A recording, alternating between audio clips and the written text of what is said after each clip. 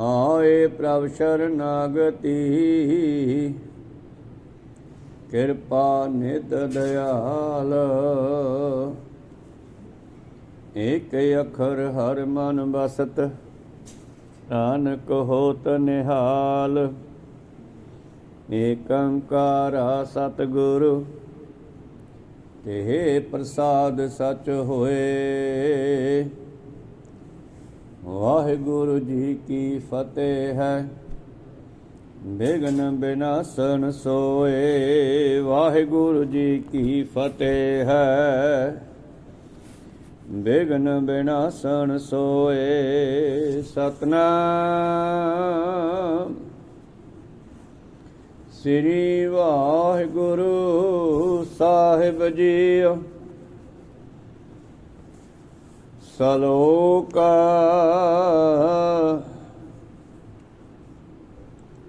लालच झूठ विकार मोह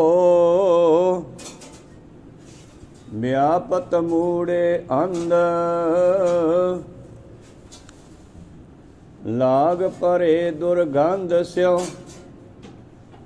नानक माया बंद। लालच झूठ विकार मोह व्यापत मूढ़े अंध। लाग परे दुर्गंध स्यों नानक माया बंद। पौड़ी लल्ला लपट बिखै रस राते अहं बुद्ध माया मद माते। या माया मह जन्म मरना ज्यों ज्यों हुक्म तिवै त्यों करना। कोई ऊन न को पूरा को सुगर न को मूरा। जित जित लावो तित तित लगना नानक ठाकुर सदा अलिपना। जित जित लावो तित तित लगना नानक ठाकुर सदा अलिपना। वाहिगुरु जी का खालसा वाहिगुरु जी की फतेह। आओ गुरु प्यारे गुरु सवारे सतसंगी जनो। रोजाना की तरह पातशाह जी की अपार किरपा बख्शिश का सदका ਅੰਮ੍ਰਿਤ ਵੇਲੇ ਤੋਂ ਲੈ ਕਰਕੇ ਹੀ ਪਾਤਸ਼ਾਹ ਜੀ ਦੇ ਚਰਨਾਂ ਕਮਲਾਂ ਵਿਖੇ ਹਾਜ਼ਰੀਆਂ ਲਵਾ ਰਹੇ ਹੋ। ਆਓ ਰੋਜ਼ਾਨਾ ਦੀ ਤਰ੍ਹਾਂ ਪਾਤਸ਼ਾਹ ਜੀ ਕੀ ਅਪਾਰ ਕਿਰਪਾ ਸਦਕਾ ਲੜੀਵਾਰ ਸ਼ਬਦ ਦੀ ਵਿਚਾਰ ਨਾਲ ਜੁੜਨਾ ਕਰੀਏ ਜੀ। ਜੋ ਸ਼ਬਦ ਆਪ ਜੀ ਨੇ ਸਰਵਣ ਕੀਤਾ 52 ਅੱਖਰੀ ਵਿੱਚੋਂ ਲੱਲੇ ਅੱਖਰ ਰਾਹੀਂ ਧੰਨ ਗੁਰੂ ਅਰਜਨ ਦੇਵ ਜੀ ਮਹਾਰਾਜ ਗਿਆਨ ਬਖਸ਼ਿਸ਼ ਕਰਦੇ ਹਨ। ਇਹ 52 ਅੱਖਰੀ ਦੇ ਉਚਾਰਨ ਦਾ ਕਾਰਨ ਇੱਕ ਬ੍ਰਾਹਮਣ ਨੇ ਆ ਕੇ ਬੇਨਤੀ ਕੀਤੀ, ਮਹਾਰਾਜ ਜਿਵੇਂ ਸਾਡੀ ਸੰਸਕ੍ਰਿਤ ਦੇ 52 ਅੱਖਰ ਹਨ 52 ਅੱਖਰ ਹਨ, ਉਸੇ ਤਰ੍ਹਾਂ ਆਪ ਜੀ 52 ਅੱਖਰਾਂ 'ਤੇ ਉਪਦੇਸ਼ ਬਖਸ਼ੋ।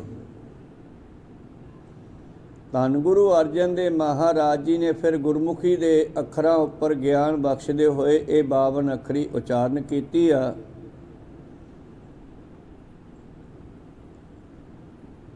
ਔਰ ਸਿੱਖ ਸੰਗਤਾਂ ਦੇ ਉਧਾਰ ਹਿੱਤ ਇਸ ਨੂੰ ਬਖਸ਼ਿਸ਼ ਕੀਤਾ ਸਾਡੇ ਲਈ ਗੁਰਬਾਣੀ ਦੇ ਵਿੱਚ ਬਿਰਾਜਮਾਨ ਕਰਕੇ। ਆਓ ਲੱਲੇ ਅੱਖਰ ਰਾਹੀਂ ਸਤਿਗੁਰੂ ਕੀ ਗਿਆਨ ਬਖਸ਼ਦੇ ਆ। ਇਸ ਲੱਲੇ ਅੱਖਰ ਦੇ 2 ਸ਼ਲੋਕ ਤੇ 2 ਪੌੜੀਆਂ ਉਚਾਰਨ ਕੀਤੀਆਂ ਪਾਤਸ਼ਾਹ ਜੀ ਨੇ। ਆਰੰਭ ਕਰੀਏ ਉਸ ਤੋਂ ਪਹਿਲਾਂ ਗੁਰੂ ਚਰਨਾਂ ਵਿੱਚ ਲਵਾਓ ਹਾਜ਼ਰੀਆਂ। ਗੁਰੂ ਕਾ ਬਖਸ਼ਿਆ ਫਤਿਹ ਦਾ ਨਾਰਾ ਕਰੋ ਬੁਲੰਦ ਗੱਜ ਕੇ ਆਖੋ ਜੀ ਵਾਹਿਗੁਰੂ ਜੀ ਕਾ ਖਾਲਸਾ ਵਾਹਿਗੁਰੂ ਜੀ ਕੀ ਫਤਿਹ। सतनाम श्री वाहिगुरु साहिब जीओ।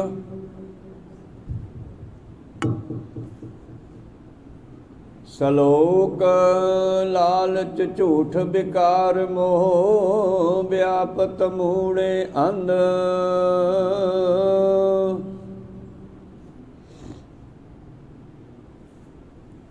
ਲਾਗ ਪਰੇ ਦੁਰਗੰਧ ਸਿਓ ਨਾਨਕ ਮਾਇਆ ਬੰਧ।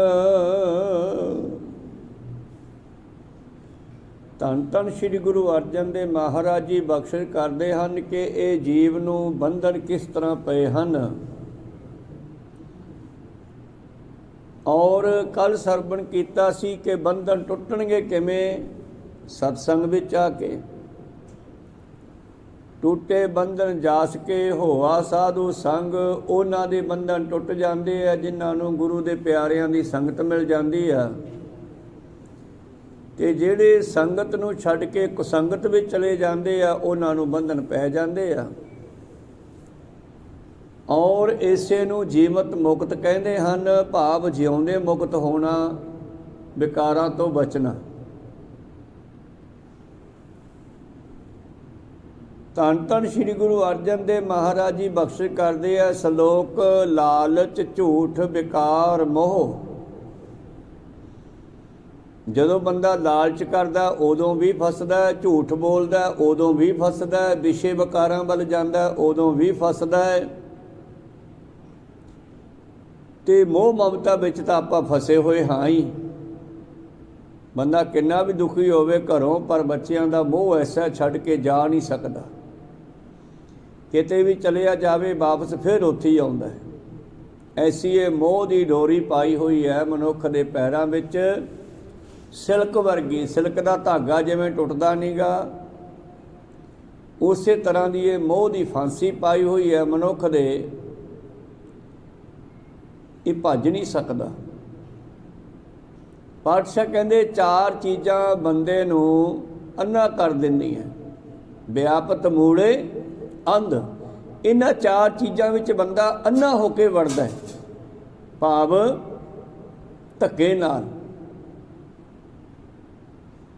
ਜਦੋਂ ਇਹ ਲਾਲਚ ਵਿੱਚ ਆਉਂਦਾ ਹੈ ਤੇ ਲਾਲਚ ਜਿਹੜਾ ਹੈ ਉਹ ਝੂਠ ਦੇ ਨਾਲ ਪੂਰਾ ਕਰਦਾ ਹੈ।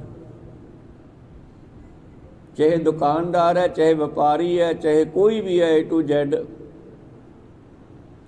ਝੂਠ ਬੋਲ ਕੇ ਹੀ ਮਨੁੱਖ ਲਾਲਚ ਨੂੰ ਪੂਰਾ ਕਰਦਾ ਹੈ, ਮਾਇਆ ਸੰਪਤੀ ਨੂੰ ਇਕੱਠੀ ਕਰਨ ਵਾਸਤੇ। ਲਾਲਚ ਦਾ ਤੇ ਝੂਠ ਦਾ ਬੜਾ ਸੰਬੰਧ ਹੈ। ਜਿਵੇਂ ਕੱਲ ਆਪਾਂ ਪੜ੍ਹੇ ਅਸੀਂ ਸ਼ਾਮ ਦੀ ਕਥਾ ਵਿੱਚ ਪਰਸੋਂ, ਰੂਪੈ ਕਾਮੈ ਦੋਸਤੀ ਭੁੱਖੈ ਸਾਧੈ ਗੰਢ। ਸੁੰਦਰਤਾ ਦਾ, ਰੂਪ ਦਾ ਅਤੇ ਕਾਮ ਵਾਸ਼ਨਾ ਦਾ ਸੰਬੰਧ ਹੈ। ਭੁੱਖ ਦਾ ਤੇ ਸਵਾਦ ਦਾ ਬੜਾ ਸੰਬੰਧ ਹੈ। ਇਸੇ ਤਰ੍ਹਾਂ ਹੀ ਊਂਘੇ ਸੌੜ ਪਲੰਘ। ਨੀਂਦ ਜਦੋਂ ਆਉਂਦੀ ਹੋਵੇ ਤੇ ਉਦੋਂ ਫਿਰ ਬੰਦਾ ਮੰਜਾ ਨਹੀਂ ਦੇਖਦਾ, ਢਿੱਲਾ ਕਿ ਕੱਸਿਆ ਕਿ ਵਿੰਗਾ ਕਿ ਟੇਢਾ ਕਿ ਉੱਚਾ ਕਿ ਨੀਵਾਂ, ਆ ਹੀ ਜਾਂਦੀ ਹੈ। ਭੁੱਖ ਲੱਗੀ ਹੋਵੇ ਤੇ ਬੰਦਾ ਭੋਜਨ ਦਾ ਸਵਾਦ ਨਹੀਂ ਦੇਖਦਾ, ਜਿਹੋ ਜਿਹਾ ਮਿਲ ਜੇ ਉਹੋ ਜਿਹਾ ਹੀ ਸਵਾਦ ਲੱਗਦਾ ਹੈ। ਇਸੇ ਤਰ੍ਹਾਂ ਰੂਪ ਦੀ ਤੇ ਕਾਮ ਵਾਸ਼ਨਾ ਦੀ ਸੰਬੰਧ ਹੈ। ਇਸੇ ਤਰ੍ਹਾਂ ਲਾਲਚ ਅਤੇ ਝੂਠ ਦਾ ਸੰਬੰਧ ਹੈ। ਲਾਲਚ ਕਰਕੇ ਬੰਦਾ ਝੂਠ ਬੋਲਦਾ ਹੈ। ਲਾਲਚ ਝੂਠ ਵਿਕਾਰ ਮੋਹ। ਔਰ ਮੋਹ ਕਰਕੇ ਹੀ ਵਿਸ਼ੇ ਵਿਕਾਰਾਂ ਵਿੱਚ ਫਸਦਾ ਬੰਦਾ। ਔਰ ਸਤਿਗੁਰਾਂ ਦੀਆਂ ਇਹ ਕਹੀਆਂ ਹੋਈਆਂ ਗੱਲਾਂ, ਇਹ ਕਹੇ ਹੋਏ ਬਚਨ ਜੋ ਅੱਜ ਤੋਂ 500 ਸਾਲ ਪਹਿਲਾਂ ਦੇ ਕਹੇ ਹੋਏ ਆ, ਪਰ ਅੱਜ ਵੀ ਸੱਤ ਹੈ। ਇਹਨਾਂ ਬਚਨਾਂ ਨੂੰ ਦੁਨੀਆ ਵਿੱਚ ਝਾਤੀ ਮਾਰ ਕੇ ਦੇਖ ਲਓ,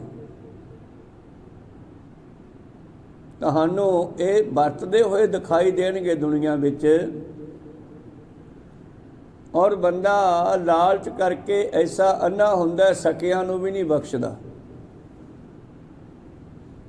ਲਾਲਚ ਕਰਕੇ ਹੀ ਵੱਡੇ ਵੱਡੇ ਅਫਸਰ, ਮੰਤਰੀ, ਸੰਤਰੀ ਰਿਸ਼ਵਤਾਂ ਲੈਂਦੇ ਆ, ਝੂਠ ਬੋਲਦੇ ਆ। ਜਦੋਂ ਉਹਨਾਂ ਨੂੰ ਸਹੁੰ ਚੁਕਾਈ ਜਾਂਦੀ ਹੈ ਉਹ ਕੁਝ ਹੋਰ ਕਹਿੰਦੇ ਆ, ਤੇ ਜਦੋਂ ਫਿਰ ਆ ਜਾਂਦੇ ਆ ਕੁਰਸੀ 'ਤੇ ਉਦੋਂ ਸਹੁੰ ਭੁੱਲ ਜਾਂਦੇ ਆ। ਕਿਉਂਕਿ ਲਾਲਚ ਬਣ ਜਾਂਦਾ ਵੀ ਮਸਾਂ ਕੁਰਸੀ ਮਿਲੀ ਆ, ਹੁਣ ਜੋੜ ਲਓ ਜਿੰਨੇ ਜੋੜੇ ਜਾਂਦੇ ਆ। ਤਾਂ ਫਿਰ ਤੁਹਾਨੂੰ ਪਤਾ ਹੀ ਹੈ ਵੋਟਾਂ ਲੈਣ ਵੇਲੇ 100 ਝੂਠ ਬੋਲਦੇ ਆ, ਮੁੜ ਕੇ ਸਭ ਭੁੱਲ ਜਾਂਦੇ ਆ। ਲਾਲਚ ਅਤੇ ਝੂਠ ਦਾ ਬੜਾ ਸੰਬੰਧ ਹੈ। ਪ੍ਰੀਤਮ ਜੀ ਕਹਿੰਦੇ ਲਾਲਚ ਝੂਠ ਵਿਕਾਰ ਮੋਹ ਵਿਆਪਤ ਮੂੜੇ ਅੰਧ। ਔਰ ਇਹ ਕੀ ਹੈ? ਦੁਰਗੰਧ। ਲਾਗ ਪੜੇ ਦੁਰਗੰਧ ਸਿਉ। ਦੁਰਗੰਧ ਮਾੜੀ ਗੰਧ, ਭਾਵ ਮਾੜਾ ਰਸਤਾ, ਮਾੜੇ ਪਾਸੇ ਜਾਣਾ। ਜਦੋਂ ਮਨੁੱਖ ਫਿਰ ਲਾਲਚ ਕਰਕੇ ਰਿਸ਼ਵਤਾਂ ਲੈਂਦਾ, ਗਰੀਬਾਂ ਨੂੰ ਲੁੱਟਦਾ ਹੈ, ਜਦੋਂ ਕਿ ਉਹਦੀ ਡਿਊਟੀ ਹੈ ਸਹਿਣ ਕਰਨ ਦੀ, ਉਹਦੀ ਡਿਊਟੀ ਹੈ ਜਨਤਾ ਦਾ ਕੰਮ ਕਰਨ ਦੀ, ਡਿਊਟੀ ਬਦਲੀ ਉਹਨੂੰ ਤਨਖਾਹ ਮਿਲਦੀ ਹੈ, ਪਰ ਉਹ ਤਨਖਾਹ ਨਾਲ ਨਹੀਂ ਰੱਜਦਾ। ਉਹਦੇ ਅੰਦਰ ਲਾਲਚ ਪੈਦਾ ਹੋ ਗਿਆ, ਫਿਰ ਹਰ ਗੱਲ ਤੇ ਝੂਠ ਬੋਲਦਾ, ਨਿੱਕੀਆਂ ਨਿੱਕੀਆਂ ਗੱਲਾਂ ਤੇ, ਔਰ ਜਨਤਾ ਨੂੰ ਠੱਗਦਾ, ਲੁੱਟਦਾ ਹੈ। ਪਰ ਇਹਦਾ ਫਿਰ ਅੱਗੇ ਜਾ ਕੇ ਫਲ ਕੀ ਮਿਲਦਾ ਹੈ, ਇਹ ਫਿਰ ਪਾਤਸ਼ਾਹ ਦੱਸਦੇ ਆ ਅਗਲੇ ਪੌੜੀ ਦੇ ਵਿੱਚ। ਲਾਗ ਪਰੇ ਦੁਰਗੰਧ ਸਿਓ। ਬਾਬਾ ਫਰੀਦ ਜੀ ਵੀ ਕਹਿੰਦੇ ਆ, ਫਰੀਦਾ ਇਹ ਵਿਸ ਗੰਦਲਾਂ, ਇਹ ਜ਼ਹਿਰ ਦੀਆਂ ਗੰਦਲਾਂ, ਵੇਖੀ ਕਿਤੇ ਫਸ ਜੇ। ਬਾਣੀ ਸਾਨੂੰ ਪੈਰ ਬੈਰ ਤੇ ਬਚਾਉਂਦੀ ਹੈ, ਬਚ ਬਚ। ਆ ਜਿਨ੍ਹਾਂ ਨੇ ਉੱਠ ਨਾਲ ਖੇਤੀਬਾੜੀ ਕੀਤੀ ਹੈ ਨਾ, ਉੱਠ ਜਦ ਚੱਲਦਾ ਉਹ ਬੜਾ ਉੱਚਾ ਹੁੰਦਾ ਹੈ, ਪਰ ਬੜਾ ਚਲਾਕ ਵੀ ਹੁੰਦਾ। ਜਦੋਂ ਉਹਦਾ ਮਾਲਕ ਕਹਿੰਦਾ ਬਚ ਬਚ, ਥੱਲੇ ਤਿਲਕਣ ਹੁੰਦੀ ਆ, ਗਾਰਾ ਚਿੱਕੜ ਜਦ ਆਉਂਦਾ ਨਾ, ਉਹ ਕਹਿੰਦਾ ਬਚ, ਤੇ ਉੱਠ ਵੀ ਸਮਝ ਕੇ ਪੈਰ, ਸੋਚ ਕੇ ਪੈਰ, ਦਬਾ ਕੇ ਪੈਰ, ਦਬ ਕੇ ਜਚਾ ਕੇ ਰੱਖਣ ਲੱਗ ਜਾਂਦਾ, ਪਰ ਬੰਦਾ ਨਹੀਂ ਮੰਨਦਾ। ਹਜੇ ਬੰਦੇ ਨਾਲੋਂ ਪਸ਼ੂ ਚੰਗੇ ਆ, ਪਰ ਬੰਦਾ ਨਹੀਂ ਮੰਨਦਾ। ਬੰਦੇ ਨੂੰ ਜਿੰਨਾ ਮਰਜ਼ੀ ਕਹਿ ਦਿਓ ਬਚ ਬਚ। ਕਈ ਤਾਂ ਐਸੇ ਵੀ ਦੇਖਦੇ ਅੱਜ ਮੀਡੀਏ ਦਾ ਯੁੱਗ ਹੈ, 10 ਕੁ ਦਿਨ ਹੋਏ ਆ ਡਿਊਟੀ ਤੇ ਚੜ੍ਹੇ ਨੂੰ, 10ਵੇਂ ਦਿਨ ਹੀ ਰਿਸ਼ਵਤ ਸ਼ੁਰੂ ਕਰਤੀ ਤੇ ਫਸ ਗਏ, ਚੱਲ ਅੰਦਰ। ਨੌਕਰੀ ਮਿਲੀ ਨੂੰ 10 ਦਿਨ ਹੋਏ ਤੇ ਨਾਲ ਦੀ ਨਾਲ ਹੀ ਰਿਸ਼ਵਤ ਲੈਣੀ ਸ਼ੁਰੂ ਕਰਤੀ ਤੇ ਬਸ 12ਵੇਂ ਦਿਨ ਉਹ ਅੰਦਰ ਹੋ ਗਏ। ਲਾਲਚ ਐਸਾ ਹੈ। ਤਾਂ ਤੇ ਇਹ ਦੁਰਗੰਧ ਹੈ ਨਾ, ਦੁਰਗੰਧ ਹੁੰਦੀ ਹੈ ਮਾੜੀ ਗੰਧ, ਬਦਬੂ। ਬਦਬੂ ਨੂੰ ਕੌਣ ਗ੍ਰਹਿਣ ਕਰਦਾ ਹੈ? ਪਰ ਇਹ ਲਾਲਚ ਜਿਹੜਾ ਇੱਕ ਬਦਬੂ ਦੀ ਨਿਆਈ ਹੈ। ਲਾਗ ਪਰੇ ਦੁਰਗੰਧ ਸਿਓ ਨਾਨਕ ਮਾਇਆ ਬੰਧ। ਫਕੀਰਾਂ ਨੇ ਬੜੇ ਢੰਗਾਂ ਦੇ ਨਾਲ ਸਮਝਾਉਣਾ ਕੀਤਾ ਇਹਨਾਂ ਚੀਜ਼ਾਂ ਨੂੰ।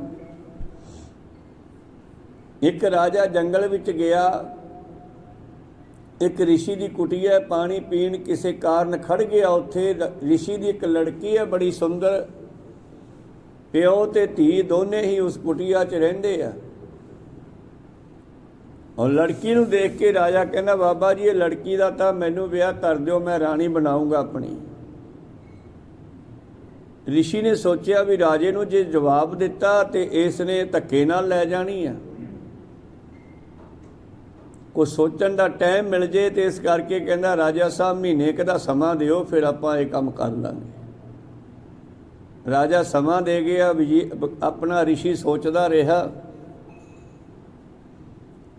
ਕੁਝ ਦਿਨਾਂ ਦੇ ਬਾਅਦ ਉਸਨੇ ਖਿਆਲ ਕੀਤਾ ਕਿ ਮਨੁੱਖ ਜਿਹੜਾ ਹੈ ਰੂਪ ਤੇ ਹੀ ਡੁੱਲਦਾ, ਸੁੰਦਰਤਾ ਤੇ ਹੀ ਡੁੱਲਦਾ, ਰੂਪ ਹੈ ਕੰਮ ਹੈ ਦੋਸਤੀ।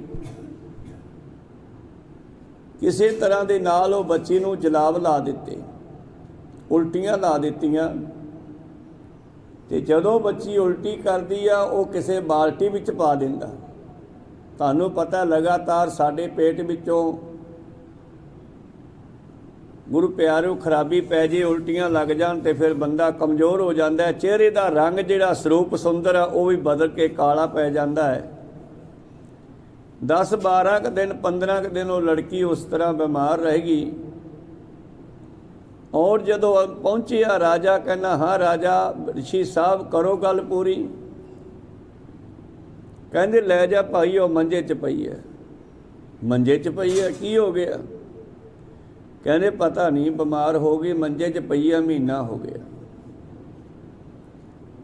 ਕੋਲ ਜਾ ਕੇ ਕਹਿੰਦਾ ਇਹ ਥੋੜਾ ਹੀ ਉਹ ਲੜਕੀ, ਉਹ ਤਾਂ ਬੜੀ ਸੋਹਣੀ ਸੀ, ਬੜੀ ਸੁੰਦਰ ਸੀ, ਉਹ ਲੜਕੀ ਕਿੱਥੇ ਹੈ? ਕਹਿੰਦਾ ਉਹ ਸੁੰਦਰਤਾ ਬਾਲਟੀ 'ਚ ਪਈ ਆ।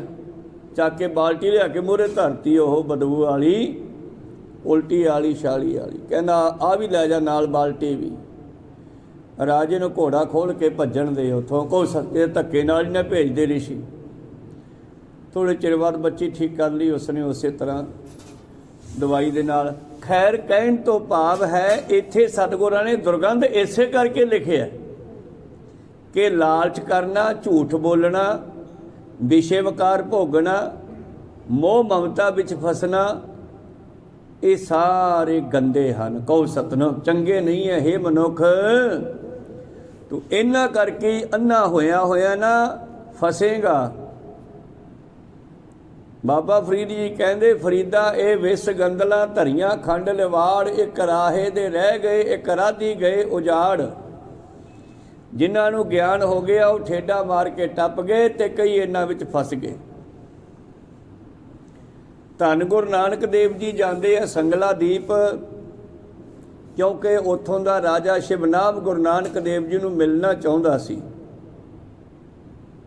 ਪਰ ਉਸ ਤੋਂ ਪਹਿਲਾਂ ਕਈ ਪਖੰਡੀ ਸਾਧਾਂ ਨੂੰ ਪਤਾ ਲੱਗਿਆ ਕਿ ਰਾਜਾ ਗੁਰੂ ਬਣਾਉਣਾ ਚਾਹੁੰਦਾ ਹੈ ਤੇ ਬਹੁਤ ਸਾਰੇ ਪਖੰਡੀ ਸਾਧ ਉੱਥੇ ਨਾਨਕ ਬਣ ਕੇ ਜਾਣ ਲੱਗੇ। ਜਦੋਂ ਰਾਜੇ ਨੂੰ ਪਤਾ ਲੱਗਦਾ ਕਿ ਆਪਣੇ ਨਗਰ 'ਚ ਕੋਈ ਸਾਧੂ ਆਇਆ ਹੈ, ਆਪਣੇ ਆਪ ਨੂੰ ਨਾਨਕ ਕਹਿੰਦਾ, ਤੇ ਰਾਜਾ ਭੱਜ ਕੇ ਆਉਂਦਾ ਮਿਲਣ ਵਾਸਤੇ। ਪਰ ਮਨਸੁਖ ਦਾਸ ਦਾ ਦੱਸਿਆ ਐਡਰੈਸ ਜਦੋਂ ਮਿਲਾਉਂਦਾ, ਉਹ ਸੁਭਾਅ ਵੇਖਦਾ, ਉਹ ਮਿਲਦਾ ਹੀ ਨਹੀਂ ਉਹਦੇ ਵਿੱਚੋਂ, ਤੇ ਫਿਰ ਰਾਜਾ ਨਿਰਾਸ਼ ਹੋ ਜਾਂਦਾ ਤੇ ਉਹਨੂੰ ਭਜਾ ਦਿੰਦਾ। 5-4 ਵਾਰੀ ਤਾਂ ਰਾਜਾ ਆਇਆ, ਪਰ ਉਹਨੇ ਵੇਖਿਆ ਵੀ ਇਹ ਤਾਂ ਲੋਕ ਤਾਂ ਲੁੱਟਣ ਤੇ ਹੋ ਗਏ, ਕਿਉਂਕਿ ਸਾਨੂੰ ਧਰਮ ਦੇ ਰਾਹੀਂ ਵੀ ਲੁੱਟਿਆ ਜਾਂਦਾ, ਕੇਵਲ ਵਪਾਰ ਰਾਹੀਂ ਨਹੀਂ ਲੁੱਟਿਆ ਜਾਂਦਾ। ਬਹੁਤ ਸਾਰੇ ਸਾਨੂੰ ਧਰਮੀ ਬਣ ਕੇ ਵੀ ਲੁੱਟਦੇ ਆ, ਧਰਮ ਦਾ ਵਿਖਾਵਾ ਕਰਕੇ। ਪਿੰਡਾਂ ਦੇ ਵਿੱਚ ਆਪਾਂ ਅੱਜ ਦੇਖਦੇ ਹਾਂ ਕਿੰਨੇ ਲੋਕ ਭਗਵੇਂ ਪਾ ਕੇ, ਜੋਗੀ ਬਣ ਕੇ, ਹੋਰ ਤਰ੍ਹਾਂ ਦੇ ਭੇਸ ਧਾਰ ਕੇ ਧਰਮਾਂ ਦੇ ਆਉਂਦੇ ਆ। ਤੇ ਜਦੋਂ ਕਿਸੇ ਪਰਿਵਾਰ ਦੇ ਵਿੱਚ, ਕਿਸੇ ਘਰ ਦੇ ਵਿੱਚ ਕਿਸੇ ਇਸਤਰੀ ਨੂੰ ਇਕੱਲੇ ਵੇਖਦੇ ਆ ਜਾਂ ਬੱਚਿਆਂ ਨੂੰ ਵੇਖਦੇ ਆ, ਤੇ ਕੁਝ ਨਾ ਕੁਝ ਸਮਝਾ ਕੇ ਉਹਨਾਂ ਨੂੰ ਲੁੱਟ ਕੇ ਲੈ ਜਾਂਦੇ ਆ। ਅੱਜ ਮੀਡੀਆ ਦਾ ਯੁੱਗ ਹੈ, ਸਾਨੂੰ ਸਾਰੀਆਂ ਗੱਲਾਂ ਘਰੇ ਬੈਠਿਆਂ ਪਤਾ ਲੱਗ ਰਹੀਆਂ। ਭਾਵ ਧਰਮ ਦਾ ਵਿਖਾਵਾ ਕਰਕੇ ਵੀ ਸਾਨੂੰ ਲੁੱਟਿਆ ਜਾ ਰਿਹਾ ਤੇ ਅਸੀਂ ਲੁੱਟੇ ਜਾ ਰਹੇ ਹਾਂ, ਲੁਟਾਏ ਜਾ ਰਹੇ ਹਾਂ। ਔਰ ਕੇਵਲ ਸਾਡੀ ਮਾਇਆ ਹੀ ਨਹੀਂ, ਸਾਡੀ ਸਰੀਰ ਦਾ ਵੀ ਲੁੱਟ ਕੀਤੀ ਜਾ ਰਹੀ ਹੈ, ਸ਼ੋਸ਼ਣ ਕੀਤਾ ਜਾ ਰਿਹਾ ਹੈ। ਧੰਨ ਗੁਰੂ ਨਾਨਕ ਦੇਵ ਜੀ ਜਦੋਂ ਗਏ ਉੱਥੇ, ਰਾਜੇ ਸ਼ਿਵਨਾਮ ਨੇ ਉਸ ਤੋਂ ਪਹਿਲਾਂ ਵਜ਼ੀਰ ਦੀ ਅਤੇ ਕੁਝ ਇਸਤਰੀਆਂ ਦੀ ਡਿਊਟੀ ਲਾਤੀ, ਜਿਨ੍ਹਾਂ ਨੂੰ ਚੋਰਾਂ ਠੱਗਾਂ ਵਾਸਤੇ ਰੱਖਿਆ ਹੋਇਆ ਸੀ। ਜਿਹੜੇ ਚੋਰ ਠੱਗ ਕੁੱਟਿਆਂ ਨਹੀਂ ਮੰਨਦੇ, ਉਹਨਾਂ ਨੂੰ ਕਿਸੇ ਤਰ੍ਹਾਂ ਇਸਤਰੀਆਂ ਭੁਲੋ ਕੇ ਮਨਾ ਲੈਂਦੀਆਂ। ਬਾਬਾ ਨਾਨਕ ਜੀ ਉਹਨਾਂ ਦੇ ਕਾਲੇ ਬਾਗ, ਸੁੱਕੇ ਬਾਗ ਵੀ ਜਾ ਬੈਠੇ। ਜਦੋਂ ਜਾ ਕੇ ਬੈਠੇ, ਬਾਗ ਹਰਾ ਹੋ ਗਿਆ। ਮਾਲੀ ਕਹਿੰਦਾ, ਜੀ ਅੱਜ ਇੱਕ ਫਕੀਰ ਆਏ ਨਾ, ਸ਼ਹਿ ਦੇ ਨਾਨਕ ਲੱਗਦੇ ਆ, ਇਹਨਾਂ ਦੇ ਪੈਰ ਪਾਉਂਦੇ ਬਾਗ ਹਰਾ ਹੋ ਗਿਆ। ਰਾਜਾ ਪਹਿਲਾਂ ਫਫੇ ਕੁੱਟਣੀਆਂ ਇਸਤਰੀਆਂ ਨੂੰ ਭੇਜਦਾ ਹੈ ਪਰਖਣ ਵਾਸਤੇ, ਦੇਖੋ ਅਸਲੀ ਹੈ ਕਿ ਨਕਲੀ ਹੈ। ਉਹ ਬੀਬੀਆਂ ਆਪਣੇ ਹਾਵ ਭਾਵ ਦੇ ਨਾਲ ਗੁਰੂ ਜੀ ਨੂੰ ਕਹਿੰਦੀਆਂ, ਬਾਬਾ ਜੀ ਅਸੀਂ ਤੁਹਾਡੀ ਸੇਵਾ 'ਚ ਆਈਆਂ, ਸਾਨੂੰ ਸੇਵਾ ਬਖਸ਼ੋ, ਮੁੱਠੀ ਚਾਪੀ ਕਰੀਏ। ਧੰਨ ਗੁਰੂ ਨਾਨਕ ਦੇਵ ਜੀ ਕਹਿੰਦੇ, ਨਹੀਂ ਭਾਈ, ਸਾਨੂੰ ਸੇਵਾ ਦੀ ਲੋੜ ਨਹੀਂ ਹੈ। ਲੈ ਬਾਬਾ ਜੀ, ਇੱਥੇ ਜਿੰਨੇ ਸਾਧ ਆਉਂਦੇ ਆ, ਸਾਡੀ ਡਿਊਟੀ ਲੱਗੀ ਹੋਈ ਆ ਰਾਜੇ ਵੱਲੋਂ, ਬਈ ਸਾਧੂਆਂ ਦੀ ਸੇਵਾ ਕਰਿਆ ਕਰੋ। ਬਾਬਾ ਜੀ ਕਹਿੰਦੇ, ਉਹ ਸਾਧ ਨਹੀਂ ਹੋਣੇ। ਜਗ ਕਹੂਆ ਨਾਮ ਨਹੀਂ ਚੀਤ, ਨਾਮ ਵਿਸਾਰ ਗਿਰਿਆ ਦੇਖ ਭੀਤ। ਉਹ ਕਾਂ ਦੀ ਬਿਰਤੀ ਵਾਲੇ ਹੋਣਗੇ, ਦਿਸਣ ਨੂੰ ਬੰਦੇ ਹੋਣਗੇ, ਪਰ ਅੰਦਰੋਂ ਕਾਂ ਵਰਗਾ ਸੁਭਾਅ। ਜਿਵੇਂ ਕਾਂ ਸਾਡੇ ਕੋਠੇ ਤੇ ਬਨੇਰੇ ਤੇ ਬਹਿ ਜਾਂਦਾ ਹੈ, ਤੇ ਜਦੋਂ ਬੀਬੀ ਰਸੋਈ ਤੋਂ ਆਸੇ-ਪਾਸੇ ਜਾਂਦੀ ਹੈ, ਝੱਟ ਛਾਲ ਮਾਰ ਕੇ ਜੋ ਖਾਣ ਵਾਲੀ ਵਸਤੂ ਪਈ ਹੁੰਦੀ ਹੈ ਚੱਕ ਕੇ ਲੈ ਜਾਂਦਾ। ਬਾਬਾ ਜੀ ਕਹਿੰਦੇ, ਉਹ ਬੰਦੇ ਸਾਧ ਨਹੀਂ ਹੋਣੇ ਬੇਟਾ, ਉਹ ਸਾਧ ਨਹੀਂ ਹੋਣੇ, ਉਹ ਕਾਂ ਵਰਗੀ ਬਿਰਤੀ ਵਾਲੇ ਮਨੁੱਖ ਹੋਣਗੇ। ਜਗ ਕਹੂਆ ਨਾਮ ਨੀ ਚੀਤ, ਨਾਮ ਵਿਸਾਰ ਗਿਰੈ ਦੇਖ ਭੀਤ। ਕੰਧ ਵਾਂਗੂ ਡਿੱਗ ਪੈਂਦੇ ਆ ਵਿਸ਼ੇ ਵਿਕਾਰਾਂ ਤੇ। ਜਦੋਂ ਮਾੜਾ ਜਿਹਾ ਲੋਟ ਲੱਗਦਾ ਵੀ ਹੁਣ ਕਿਹੜਾ ਕਿਸੇ ਨੂੰ ਪਤਾ ਲੱਗਦਾ। ਕਿੰਨੇ ਸਾਧ ਇਸੇ ਕਰਕੇ ਜੇਲ੍ਹਾਂ 'ਚ ਬੈਠੇ ਆ। ਕਹੋ ਸਤਿਨਾਮ। ਜਿਨ੍ਹਾਂ ਨੇ ਇਹ ਨਹੀਂ ਸੋਚਿਆ ਕਿ ਅਸੀਂ ਦੁਨੀਆ ਵਿੱਚ ਸਤਿਕਾਰਯੋਗ ਆ, ਪ੍ਰਵਾਨਤਾ, ਦੁਨੀਆ ਸਾਨੂੰ ਕੀ ਕਹੂਗੀ ਜੇ ਪਤਾ ਲੱਗ ਗਿਆ। ਪਤਾ ਤਾਂ ਲੱਗ ਹੀ ਜਾਣਾ, ਭਾਵੇਂ ਕੋਈ 7 ਜਿੰਦਰੀਆਂ ਅੰਦਰ ਗੱਲ ਕਰ ਲੇ, ਚਾਹੇ ਕੋਈ ਖੂਹ ਜਾ ਕੇ ਗੱਲ ਕਰ ਲੇ, ਨਿਕਲ ਹੀ ਆਉਂਦੀ ਹੈ ਇੱਕ ਦਿਨ। ਤੇ ਜਿਨ੍ਹਾਂ ਨੂੰ ਪਰਮੇਸ਼ਰ ਨੇ ਸਜ਼ਾ ਦੇਣੀ ਹੁੰਦੀ ਹੈ, ਇਹੋ ਜਿਹੇ ਲੋਕਾਂ ਨੂੰ ਉਹਨਾਂ ਦੇ ਚੰਗੇ ਕੰਮ ਬੰਦ ਕਰਕੇ ਫਿਰ ਪੁੱਠੇ ਕੰਮ ਕਰਾਉਂਦਾ ਹੈ। ਪਿੱਛੇ ਆਪਾਂ ਸਰਵਣ ਕੀਤਾ ਵੀ ਸਾਰੇ ਕੰਮ ਕਰਾਉਂਦਾ ਤਾਂ ਰੱਬ ਹੀ ਆ, ਇਹ 'ਚ ਕੋਈ ਸ਼ੱਕ ਨਹੀਂ। ਪਰ ਪੁੱਠੇ ਕੰਮ ਉਹਨਾਂ ਤੋਂ ਕਰਾਉਂਦਾ ਜਿਨ੍ਹਾਂ ਨੂੰ ਕੋਈ ਸਜ਼ਾ ਦੇਣੀ ਹੁੰਦੀ ਹੈ। ਜਿਸ ਨੂੰ ਆਪ ਖਵਾਏ ਕਰਤਾ ਖੁਸ ਲਏ ਚੰਗਿਆਈ। ਜਿਨ੍ਹਾਂ ਨੂੰ ਰੱਬ ਨੇ ਖੁਆਰ ਕਰਨਾ ਹੁੰਦਾ ਹੈ ਉਹਨਾਂ ਕੋਲੋਂ ਚੰਗੇ ਕੰਮ ਖੋਹ ਲੈਂਦਾ, ਭਾਵ ਉਹਨਾਂ ਦੀ ਮੱਤ ਬਦਲ ਦਿੰਦਾ, ਉਹ ਮੱਤ ਮਾਰੀ ਜਾਂਦੀ ਹੈ। ਸਿਆਣੇ ਕਹਿੰਦੇ ਆ ਰੱਬ ਲੱਤ ਨਹੀਂ ਮਾਰਦਾ, ਰੱਬ ਮੱਤ ਮਾਰਦਾ। ਤੇ ਮੱਤ ਕਦੋਂ ਮਾਰੀ ਜਾਂਦੀ ਹੈ? ਜਦੋਂ ਬੰਦਾ ਲਾਲਚ ਵਿੱਚ ਆਉਂਦਾ ਹੈ, ਜਦੋਂ ਬੰਦਾ ਮੋਹ ਮਮਤਾ ਵਿੱਚ ਆਉਂਦਾ ਹੈ, ਜਦੋਂ ਬੰਦਾ ਹੰਕਾਰ 'ਚ ਆਉਂਦਾ। ਮੈਨੂੰ ਕਿਹੜਾ ਰੋਕਣ ਵਾਲਾ, ਮੇਰੇ ਮਗਰ ਇੰਨੀ ਜਨਤਾ। ਇਹ ਨਹੀਂ ਪਤਾ ਵੀ ਇਹ ਜਨਤਾ ਦੇ ਵਿੱਚੋਂ ਹੀ ਤੇਰਾ ਦੁਸ਼ਮਣ ਵੀ ਕੋਈ ਨਿਕਲ ਆਵੇਗਾ। ਤਾਂ ਗੁਰੂ ਪਿਆਰਿਓ, ਇਸ ਕਰਕੇ ਧੰਨ ਗੁਰੂ ਨਾਨਕ ਦੇਵ ਜੀ ਉਹਨਾਂ ਨੂੰ ਕਹਿਣ ਲੱਗੇ, ਜਾ ਕਊਆ ਨਾਮ ਨਹੀਂ ਚੀਤ, ਨਾਮ ਵਿਸਾਰ ਗਿਰਿਆ ਦੇਖ ਭੀਤ। ਗਾਛੋ ਪੁੱਤਰੀ ਰਾਜ ਕੁਆਰ, ਨਾਮ ਭਣੋ ਸੱਚ ਦੌਤ ਸਮਾਰ। ਮਾਟੀ ਫੁੱਲੀ ਰੂਪ ਵਿਕਾਰ। ਉਹ ਆਪਣੀ ਸੁੰਦਰਤਾ ਦਾ ਪ੍ਰਭਾਵ ਪਾਉਣਾ ਚਾਹੁੰਦੀ ਹੈ। ਬਾਬਾ ਨਾਨਕ ਜੀ ਕਹਿੰਦੇ ਤੁਸੀਂ ਇਹਦਾ ਹੰਕਾਰ ਨਾ ਕਰੋ। ਇਹ ਫੁੱਲੀ ਹੋਈ ਮਿੱਟੀ ਹੈ, ਜਿਵੇਂ ਗੁਬਾਰਾ ਫੁੱਲ ਜਾਂਦਾ ਹਵਾ ਭਰ ਕੇ, ਤੇ ਜਿੱਦੇ ਹਵਾ ਜੀ ਨਿਕਲ ਗਈ ਇਹ ਜਿਹੜੀ ਸੋਹਣੀ ਮਿੱਟੀ ਹੈ ਕਾਲੀ ਪੈ ਜਾਣੀ ਆ। ਕਹੋ ਸਤਨਾਮ ਸ੍ਰੀ ਮਿੱਟੀ ਹੈ ਇਹ। ਤਾਂ ਗੁਰੂ ਪਿਆਰਿਓ, ਉੱਥੇ ਸਤਿਗੁਰੂ ਪਾਤਸ਼ਾਹ ਜੀ ਫਿਰ ਸਾਡੇ ਅੰਦਰ ਜਿਹੜੇ ਵਿਕਾਰ ਹੈ ਉਹਨਾਂ ਨੂੰ ਦੁਰਗੰਧ ਕਹਿ ਕੇ ਗੱਲ ਕਰਦੇ ਆ। ਮੈਂ ਤੂੰ ਇਸਤਰੀ ਚੋਂ ਚੰਗਾ ਕੀ ਦੇਖਣਾ ਮਨੁੱਖ। ਕੰਨਾਂ ਚੋਂ ਮੈਲ ਨਿਕਲਦੀ ਹੈ, ਅੱਖਾਂ ਚੋਂ ਗਿੱਢ ਨਿਕਲਦੀ ਹੈ, ਨਾਸਾਂ ਦੇ ਵਿੱਚੋਂ ਵੀ ਗੰਦਗੀ ਨਿਕਲਦੀ ਹੈ, ਥਾਂ ਥਾਂ ਤੋਂ 9 ਦੁਆਰਿਆਂ ਚੋਂ ਬਦਬੂ ਮਾਰਦੀ ਹੈ। ਤੂੰ ਇਹ ਚੰਗਾ ਕੀ ਦੇਖਿਆ? ਇਹ ਉਹਨਾਂ ਵਾਸਤੇ ਗਿਆਨ ਹੈ ਜਿਹੜੇ ਵਿਸ਼ੇ ਵਿਕਾਰਾਂ 'ਚ ਫਸੇ ਹੋਏ ਆ, ਉਹਨਾਂ ਨੂੰ ਕੱਢਣ ਵਾਸਤੇ। ਤੇ ਇਸਤਰੀ ਨੂੰ ਮਾੜਾ ਨਹੀਂ ਕਿਹਾ ਹੈਗਾ। ਭੰਡ ਜੰਮੀਆਂ ਭੰਡ ਨਵੀਆਂ, ਭੰਡ ਮੰਗਣ ਵੀ ਆਹੋ। ਭੰਡੋ ਚੱਲੈ ਦੋਸਤੀ, ਭੰਡੋ ਹੋਵੇ ਰਾਹੋ। ਭੰਡੋ ਹੋਵੇ ਦੋਸਤੀ, ਭੰਡੋ ਚੱਲੈ ਰਾਹੋ। ਭੰਡ ਮੋਆ ਭੰਡ ਭਾਲੀਐ, ਭੰਡ ਹੋਵੇ ਬੰਧਾਨ। ਸੋ ਕਿਉ ਮੰਦਾ ਆਖੀਐ ਜਿਤ ਜੰਮੇ ਰਾਜਾਨ। ਕਿਉਂਕਿ ਜਿਹੋ ਜਿਹਾ ਬੰਦੇ 'ਚ ਔਗਣ ਹੁੰਦਾ ਹੈ, ਉਹ ਔਗਣ ਨੂੰ ਦੂਰ ਕਰਨ ਵਾਸਤੇ ਸਤਿਗੁਰਾਂ ਨੇ ਉਹੇ ਜਿਹੇ ਹੀ ਸ਼ਬਦ ਸੁਣਾਉਣੇ ਕੀਤੇ ਆ।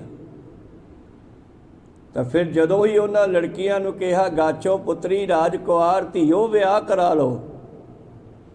ਦਿਮਾਗ ਟਿਕਾਣੇ ਕਰਕੇ ਨਾ ਨਾਮ ਜਪਿਆ ਕਰੋ, ਨਾਮ ਭਣੋ, ਨਾਮ ਜਪਿਆ ਕਰੋ। ਸੱਚ ਦੇ ਦੌਤ ਸਵਾਰ, ਆਪਣੀ ਜ਼ਿੰਦਗੀ ਨੂੰ ਸਵਾਰੋ। ਜੇ ਸੇਵਾ ਕਰਨੀ ਹੈ ਤੇ ਵਿਆਹ ਕਰਾ ਲਓ, ਆਪਦੇ ਪਤੀਆਂ ਦੀ ਕਰੋ।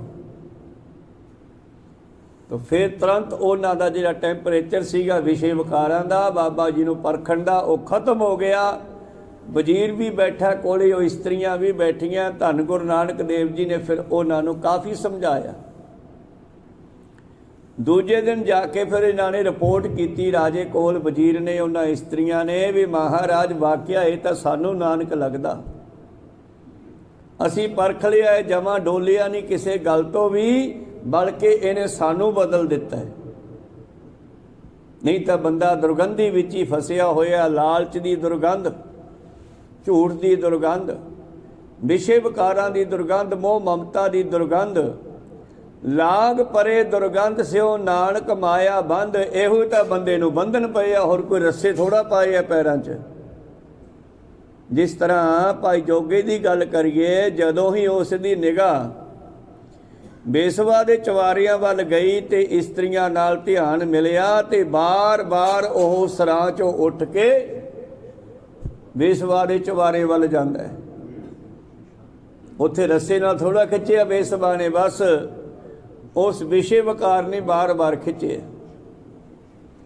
ਪਰ ਜਦੋਂ ਹੀ ਗੁਰੂ ਨੇ ਗਿਆਨ ਦਿੱਤਾ, ਪਹਿਰੇਦਾਰ ਬਣ ਕੇ ਕਿਹਾ, ਓਏ ਮੈਨੂੰ ਤੂੰ ਸਿੱਖ ਲੱਗਦਾ, ਕਿੱਧਰ ਚੱਲਿਆ? ਤੇਰਾ ਇੱਧਰ ਕੀ ਕੰਮ ਹੈ? ਇਸ ਵੇਲੇ ਤਾਂ ਨਾਮ ਜਪੀ ਦਾ। ਇੰਨੀ ਗੱਲ ਸੁਣਦਿਆਂ ਹੀ ਦਿਮਾਗ ਦੇ ਵਿੱਚੋਂ ਜਿਹੜਾ ਫਤੂਰ ਸੀ ਉੱਡ ਗਿਆ, ਜਿਹੜਾ ਵਿਕਾਰ ਸੀ ਉਹ ਭੱਜ ਗਿਆ, ਕਿਉਂਕਿ ਉਹਨੂੰ ਵੀ ਪਤਾ ਲੱਗਿਆ ਕਿ ਮੇਰਾ ਭੇਤ ਖੁੱਲ੍ਹ ਗਿਆ। ਬੰਦਾ ਉਹਦੇ ਮਾੜੇ ਕੰਮ ਤੋਂ ਰੁਕਦਾ ਜਦੋਂ ਉਹਦਾ ਭੇਤ ਖੁੱਲ੍ਹਣ ਦਾ ਖਤਰਾ ਪੈਦਾ ਹੋ ਜਾਂਦਾ ਉਹਨੂੰ। ਜੇ ਟਾਈਮ ਨਾਲ ਮੁੜ ਪਏ ਚੰਗੀ ਗੱਲ ਹੈ, ਨਹੀਂ ਤਾਂ ਫਿਰ ਬੇਇੱਜ਼ਤੀ ਕਰਾ ਕੇ ਮੁੜਦਾ ਕੋ ਸਤਨਾਮ, ਫਿਰ ਮੁੜਿਆ, ਜਿਹੋ ਜਿਹਾ ਨਾ ਮੁੜਿਆ ਫਿਰ ਤਾਂ ਕੰਮ ਹੋ ਗਿਆ। ਇਸ ਕਰਕੇ ਮਨੁੱਖ ਜਿਹੜਾ ਹੈ ਇਸ ਦੁਰਗੰਧ ਦੇ ਕਾਰਨ ਹੀ ਬੰਧਨਾਂ ਵਿੱਚ ਪੈ ਗਿਆ। ਪੌੜੀ ਲੱਲਾ ਲਪਟ ਬਿਖੈ ਰਸ ਰਾਤੇ। ਅੱਗੇ ਪੌੜੀ ਵਿੱਚ ਇਸ ਸ਼ਲੋਕ ਨੂੰ ਹੋਰ ਖੋਲ੍ਹਦੇ ਆ ਲੱਲੇ ਸ਼ਬਦ ਰਾਹੀਂ। ਲਪਟਣਾ ਹੁੰਦਾ ਜਿਵੇਂ ਕੋਈ ਕਿਸੇ ਨੂੰ ਭੱਜ ਕੇ ਜੱਫੀ ਪਾਵੇ, ਜਿਵੇਂ ਉਹ ਨਦੀ ਵਿੱਚ ਰੁੜਦੇ ਕੰਬਲ ਨੂੰ ਲੈਣ ਗਿਆ ਸੀ ਬੰਦਾ, ਉਹ ਵੀ ਇੱਕ ਲਾਲਚੀ ਸੀਗਾ। ਜਦੋਂ ਉਹਨੇ ਛਾਲ ਮਾਰੀ ਗਾਂ ਉਹ ਰਿੱਛ ਸੀਗਾ। ਇਹ ਹੁੰਦਾ ਲਪਕਣਾ, ਜਿਵੇਂ ਕੁੱਤਾ ਕਿਸੇ ਖਾਣ ਵਾਲੀ ਚੀਜ਼ ਨੂੰ ਭੱਜ ਕੇ ਜਾਵੇ। ਇਹ ਉਹ ਬੰਦਾ ਵੀ ਲਪਟ ਪੈਂਦਾ, ਲਪਕ ਵੀ ਪੈਂਦਾ। ਲੱਲਾ ਲਪਟ ਵਿਖੈ ਰਸ ਰਾਤੇ। ਇਉਂ ਇਹ ਮਨੁੱਖ ਵਿਸ਼ੇ ਵਿਕਾਰਾਂ ਦੇ ਰਸਾਂ ਨੂੰ ਪ੍ਰਾਪਤ ਕਰਨ ਲਈ ਲਪਕਿਆ ਹੋਇਆ ਹੈ, ਭੱਜ ਭੱਜ ਜਾਂਦਾ ਹੈ। ਅਹੰ ਬੁੱਧ, ਇਹ ਸਾਰੇ ਵਾਰੀ ਵਾਰੀ ਹਮਲਾ ਕਰਦੇ ਆ। ਜਿਹੋ ਜਿਹਾ ਸਮਾਂ ਹੁੰਦਾ ਹੈ ਉਹੋ ਜਿਹਾ ਵਿਕਾਰ ਹਮਲਾ ਕਰਦਾ ਹੈ। ਵਿਸ਼ੇ ਵਿਕਾਰਾਂ ਵੇਲੇ ਕਾਮ ਵਾਸ਼ਨਾ ਹਮਲਾ ਕਰਦੀ ਹੈ, ਲਾਲਚ ਵੇਲੇ ਮਨੁੱਖ ਦੇ ਅੰਦਰ ਝੂਠ ਹਮਲਾ ਕਰਦਾ ਹੈ। ਜੇ ਨਾ ਛੱਡੇ ਅਗਲਾ ਤੇ ਫਿਰ ਕ੍ਰੋਧ ਵੀ ਹਮਲਾ ਕਰ ਦਿੰਦਾ ਨਾਲ ਹੀ। ਇਹ ਪੰਜੇ ਵਿਕਾਰ ਫਿਰ ਬੰਦੇ ਦੀ ਮੱਤ ਮਾਰ ਦਿੰਦੇ ਆ। ਫਿਰ ਬੰਦਾ ਉਹ ਕਰ ਬਹਿੰਦਾ ਜਿਹਦਾ ਕਰਨ ਯੋਗ ਨਹੀਂ ਹੁੰਦਾ, ਤੇ ਫਿਰ ਫਸ ਜਾਂਦਾ। ਬਸ ਫਿਰ ਬੰਧਨ ਪੈ ਜਾਂਦੇ ਆ। ਇਹੋ ਹੀ ਬੰਧਨ ਹੈ। ਇਹਨਾਂ ਚੋਂ ਬੰਧਨਾਂ ਤੋਂ ਕਿਵੇਂ ਨਿਕਲਣ ਦੇ ਲਈ ਕੀ ਕਰੀਏ, ਇਹ ਅਗਲੇ ਸ਼ਬਦ ਵਿੱਚ ਦੱਸਣਗੇ। ਇੱਥੇ ਬੰਧਨਾਂ ਦੀ ਗੱਲ ਹੀ ਕਰਦੇ ਆ ਪ੍ਰੀਤਮ ਜੀ। ਕਹਿੰਦੇ ਆਹ ਬੁੰਦ ਮਾਇਆ ਮਦ ਮਾਤੇ, ਹੰਕਾਰੀ ਬੁੱਧੀ ਕਰਕੇ। ਕਿਉਂਕਿ ਜ਼ਿਆਦਾਤਰ ਪੁੱਠੇ ਕੰਮ ਬੰਦਾ ਹੰਕਾਰ ਕਰਕੇ ਕਰਦਾ। ਜਾਂ ਤਾਂ ਪੈਸੇ ਦਾ ਹੰਕਾਰ ਹੁੰਦਾ ਹੈ, ਜਾਂ ਫਿਰ ਕੁਰਸੀ ਦਾ ਹੰਕਾਰ, ਤਾਕਤ ਦਾ ਹੰਕਾਰ ਹੁੰਦਾ। ਤਾਕਤ ਕਈ ਤਰ੍ਹਾਂ ਦੀ ਹੁੰਦੀ ਆ। ਪੈਸਾ ਵੀ ਤਾਕਤ ਹੈ, ਨਾਲ ਜਨਤਾ ਜੁੜੀ ਹੋਵੇ, ਮਨੁੱਖ ਜੁੜੇ ਹੋਣ, ਇਹ ਵੀ ਇੱਕ ਤਾਕਤ ਹੈ। ਤਾਂ ਵੀ ਬੰਦਾ ਪੁੱਠੇ ਕੰਮ ਕਰਦਾ।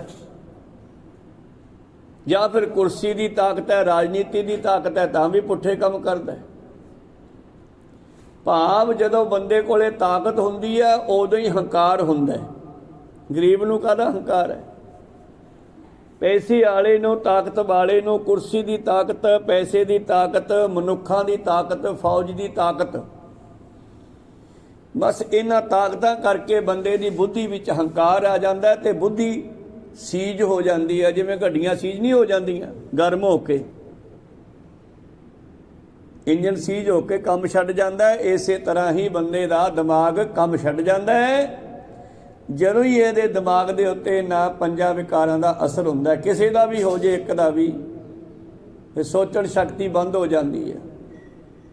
ਫਿਰ ਨਹੀਂ ਪਤਾ ਲੱਗਦਾ ਮੈਂ ਕੀ ਬੋਲੀ ਜਾਂਦਾ ਗੁੱਸੇ ਵਿੱਚ, ਮੈਂ ਕੀ ਕਰੀ ਜਾਂਦਾ ਵਾਸ਼ਨਾ ਵਿੱਚ, ਮੈਂ ਕੀ ਕਰੀ ਜਾਂਦਾ ਲਾਲਚ ਵਿੱਚ, ਮੈਂ ਝੂਠ ਬੋਲੀ ਜਾਂਦਾ। ਇਸ ਤਰ੍ਹਾਂ ਗੁਰੂ ਪਿਆਰੋ ਇਸ ਲਾਲਚ ਦੇ ਕਾਰਨ, ਇਹ ਝੂਠ ਦੇ ਕਾਰਨ ਹੀ ਬੰਦਾ ਫਸ ਗਿਆ ਹੈ। ਲਾਗ ਪਰੇ ਦੁਰਗੰਧ ਸਿਓ, ਔਰ ਇਹ ਗੰਦਗੀ ਦਾ ਘਰ ਹੈ ਨਰਕ। ਇਸੇ ਨੂੰ ਨਰਕ ਕਹਿੰਦੇ ਆ। ਦੁਰਗੰਧ, ਨਰਕਾਂ ਵਿੱਚ ਦੁਰਗੰਧੀ ਆ। ਲਹੂ ਪੂੰ ਦਾ ਨਰਕ ਹੈ ਕਹਿੰਦੇ। ਉਹ ਦੁਰਗੰਧ ਇੱਥੇ ਵਿਖਾਤੀ ਬਾਬਾ ਜੀ ਨੇ। ਕਹਿੰਦੇ ਪੈ ਗਿਆ ਨਰਕਾਂ 'ਚ ਨਾ, ਥਾਂ ਥਾਂ 'ਤੇ ਹੁਣ ਬੇਇੱਜ਼ਤੀ ਹੋਵੇਗੀ, ਜੇਲ੍ਹਾਂ ਵਿੱਚ ਸਿੱਟਿਆ ਜਾਵੇਗਾ, ਕੁੱਟ ਪਵੇਗੀ। ਇਹੀ ਤਾਂ ਨਰਕ ਹੈ। ਜੇਲ੍ਹਾਂ ਵਿੱਚ ਬੰਦ ਪੈ ਗਿਆ, ਬੰਧਨ ਪੈ ਗਿਆ, ਜੇਲ੍ਹਾਂ ਵਿੱਚ ਬੰਦ ਕਰ ਦਿੱਤਾ। ਪੌੜੀ ਲੱਲਾ ਲਪਟ ਬਿਖੈ ਰਸ ਰਾਤੇ, ਅਹੰ ਬੁੱਧ ਮਾਇਆ ਮਦ ਮਾਤੇ। ਇਹ ਬੰਦਾ ਵਿਸ਼ੇ ਵਿਕਾਰਾਂ ਵਿੱਚ ਇੰਨਾ ਮਸਤ ਹੋ ਗਿਆ, ਇੰਨਾ ਰਚ ਗਿਆ ਜਿਵੇਂ ਘਿਓ ਖਿਚੜੀ ਹੋ ਗਿਆ ਮਾਨੋ। ਅਹੰ ਬੁੱਧ, ਹੰਕਾਰੀ ਬੁੱਧੀ ਕਰਕੇ ਮਾਇਆ ਦੇ ਨਸ਼ੇ ਵਿੱਚ ਮਸਤ ਹੈ, ਹੰਕਾਰ ਵਿੱਚ ਮਸਤ ਹੈ। ਯਾਦ ਰੱਖੀ, ਇਹ ਹੰਕਾਰ ਦਾ ਨਸ਼ਾ ਹੀ ਤੈਨੂੰ ਜੰਮਣ ਮਰਨ ਵਿੱਚ ਲੈ ਕੇ ਜਾਊਗਾ। ਕਹੋ ਸਤਨਾਮ ਸੀ। ਮੇਰੇ ਪ੍ਰੀਤਮ ਜੀ ਕਹਿ ਰਹੇ ਹਨ, ਯਾ ਮਾਇਆ ਮਹਿ ਜਨਮੈ ਮਰਨਾ। ਕਹਿੰਦੇ ਇਹੋ ਹੀ ਜਿਹੜਾ ਮਾਇਆ ਦਾ ਨਸ਼ਾ ਤੈਨੂੰ ਚੜਿਆ ਨਾ, ਹੁਣ ਮਾਇਆ ਵੀ ਇਕੱਲਾ ਰੁਪਈਆ ਨਹੀਂ ਹੈ। ਇਹ ਜੋ ਦਿਸਦਾ ਇਹ ਮਾਇਆ ਹੀ ਹੈ। ਕੁਰਸੀ ਵੀ ਮਾਇਆ ਹੈ, ਇਸਤਰੀ ਵੀ ਮਾਇਆ, ਵਿਸ਼ੇ ਵਿਕਾਰ ਵੀ ਮਾਇਆ, ਮੋਹ ਮਮਤਾ ਵੀ ਮਾਇਆ ਹੈ। ਇਹ ਮਾਇਆ ਹੀ ਤੈਨੂੰ ਜੰਮਣ ਮਰਨ ਵਿੱਚ ਲੈ ਕੇ ਜਾਊਗੀ। ਇਹ ਮਾਇਆ ਮਹਿ ਜਨਮੈ ਮਰਨਾ। ਹੁਣ ਇੱਥੇ ਗੱਲ ਫਿਰ ਪੈਦਾ ਹੋ ਗਈ ਬਈ ਬੰਦਾ ਆਪਦੀ ਮਰਜ਼ੀ ਨਾਲ ਕਰਦਾ ਇਹ ਕੰਮ। ਬਾਦਸ਼ਾਹ ਕਹਿੰਦੇ ਨਹੀਂ, ਜਦੋਂ ਇਹ ਪੁੱਠੇ ਕੰਮ ਕਰਦਾ ਪਰਮੇਸ਼ਰ ਨੇ ਇਹਨੂੰ ਸਜ਼ਾ ਦੇਣੀ ਹੁੰਦੀ ਹੈ। ਕੋ ਊਣ ਨਾ ਕੋ ਪੂਰਾ, ਕੋ ਸੁਗੜ ਨਾ ਕੋ ਮੂਰਾ। ਇੱਥੇ ਨਾ ਤਾਂ ਕੋਈ ਆਪਦੀ ਮਰਜ਼ੀ ਨਾਲ ਸਿਆਣਾ ਬਣਦਾ, ਨਾ ਕੋਈ ਆਪਦੀ ਮਰਜ਼ੀ ਨਾਲ ਮੂਰਾ ਪਾਗਲ ਬਣਦਾ ਹੈ। ਕਈ ਵਾਰੀ ਮੈਂ ਸੁਣਿਆ ਮਾਲਵੇ ਵਿੱਚ ਹੀ ਇਹ ਸ਼ਬਦ ਬੋਲਿਆ ਜਾਂਦਾ ਮੂਰਾ। ਘਰਾਂ ਵਿੱਚ ਮੂਰਾ ਉਹਨੂੰ ਕਿਹਾ ਜਾਂਦਾ ਜਿਹਨੂੰ ਅਕਲ ਘੱਟ ਹੋਵੇ। ਇਹ ਤਾਂ ਮੂਰਾ ਹੀ ਹੈ। ਕਹੋ ਸਤਨਾਮ ਸੀ। ਤਾਂ ਮੂਰੇ ਤੋਂ ਭਾਵ ਕਮਲਾ ਪਾਗਲ। ਨਾ ਤਾਂ ਕੋਈ ਆਪਦੀ ਮਰਜ਼ੀ ਨਾਲ ਕਮਲਾ ਬਣਦਾ, ਨਾ ਕੋਈ ਆਪਦੀ ਮਰਜ਼ੀ ਨਾਲ ਸਿਆਣਾ ਬਣ ਸਕਦਾ। ਕੋਈ ਸਿਆਣਾ ਬਣ ਕੇ ਜੋੜਦਾ ਨਹੀਂ, ਕੋਈ ਕਮਲਾ ਬਣ ਕੇ ਗਵਾਉਂਦਾ ਨਹੀਂ। ਕਿਹਦਾ ਜੀ ਕਰਦਾ ਕਿ ਮੈਨੂੰ ਘਾਟਾ ਪੈ ਜੇ ਬਈ। ਪਰ ਕਦੋਂ ਇਹ ਕੰਮ ਹੁੰਦੇ ਹੈ? ਜਦੋਂ ਪਰਮੇਸ਼ਰ ਦੇ ਉਲਟ ਚੱਲਦਾ ਹੈ, ਜਦੋਂ ਕੁਦਰਤ ਦੇ ਐਂਟੀ ਚੱਲਦਾ, ਉਦੋਂ ਹੀ ਇਹ ਸਭ ਕੁਝ ਹੁੰਦਾ ਹੈ। ਹੁਣ ਕੀ ਹੋਇਆ? ਕਹਿੰਦੇ ਇਸ ਮਾਇਆ ਦੇ ਵਿਸ਼ੇ ਵਿਕਾਰਾਂ ਦੇ ਨਸ਼ੇ ਵਿੱਚ ਉਲਝੇ ਹੋਏ ਮਨੁੱਖ ਨੂੰ ਫਿਰ ਪਰਮੇਸ਼ਰ ਪੁੱਠੇ ਪਾਸੇ ਤੋਰ ਦਿੰਦਾ ਹੈ। ਜਿਉਂ-ਜਿਉਂ ਹੁਕਮ ਤਿਵੈ ਤਿਉਂ ਕਰਨਾ, ਫਿਰ ਉਹਨੂੰ ਉਵੇਂ ਹੀ ਕਰਨਾ ਪੈਂਦਾ ਜਿਵੇਂ ਫਿਰ ਰੱਬ ਚਾਹੁੰਦਾ ਹੈ। ਰੱਬ ਤਾਂ ਚਾਹੁੰਦਾ ਸੀ ਕਿ ਭਗਤੀ ਕਰੇ, ਪਰ ਭਗਤੀ ਕਰਨ ਦੀ ਬਜਾਏ ਹੰਕਾਰ ਕਰ ਲਿਆ। ਜੇ ਸਿਮਰਨ ਕਰੀਏ ਤੇ ਸਾਡੀ ਬੁੱਧੀ ਖੁੱਲ੍ਹਦੀ ਆ, ਬੁੱਧੀ ਠੰਡੀ ਰਹਿੰਦੀ ਆ, ਇਹ ਕੰਮ ਕਰਦੀ ਰਹਿੰਦੀ ਆ। ਤੇ ਜੇ ਸਿਮਰ ਨਾ ਕਰੀਏ, ਹੰਕਾਰ ਕਰੀਏ, ਤੇ ਬੁੱਧੀ ਗਰਮ ਹੋ ਕੇ ਬੰਦ ਕੰਮ ਹੋ ਜਾਂਦੀ ਆ, ਕੰਮ ਛੱਡ ਜਾਂਦੀ ਆ। ਜਦ ਮੱਤ ਕੰਮ ਛੱਡ ਗਈ ਤੇ ਫਿਰ ਤੁਹਾਨੂੰ ਪਤਾ ਹੀ ਆ, ਪਸ਼ੂ ਤੁਰੇ ਜਾਂਦੇ ਅੱਗ ਦੇ ਵਿੱਚ ਦੀ ਟੱਪ ਜਾਂਦੇ ਆ। ਉਹਨਾਂ ਦੀ ਬੁੱਧੀ ਓਨੀ ਕੰਮ ਨਹੀਂ ਕਰਦੀ ਵੀ ਥੱਲੇ ਅੱਗ ਪਈ ਹੈ। ਬੰਦਾ ਵੀ ਫਿਰ ਪਸ਼ੂ ਵਰਗਾ ਹੋ ਜਾਂਦਾ ਹੈ। ਇਹਨਾਂ ਪੰਜ ਵਿਕਾਰਾਂ ਕਰਕੇ ਲਾਲਚ, ਝੂਠ, ਵਿਕਾਰ, ਮੋਹ, ਵਿਆਪਤ। ਮੂੜੇ ਓਏ ਮੂਰਖਾ, ਤੈਨੂੰ ਇਹਨਾਂ ਨੇ ਅੰਨਾ ਕਰ ਛੱਡਿਆ। ਕਹੋ ਸਤਨਾਮ ਸੀ।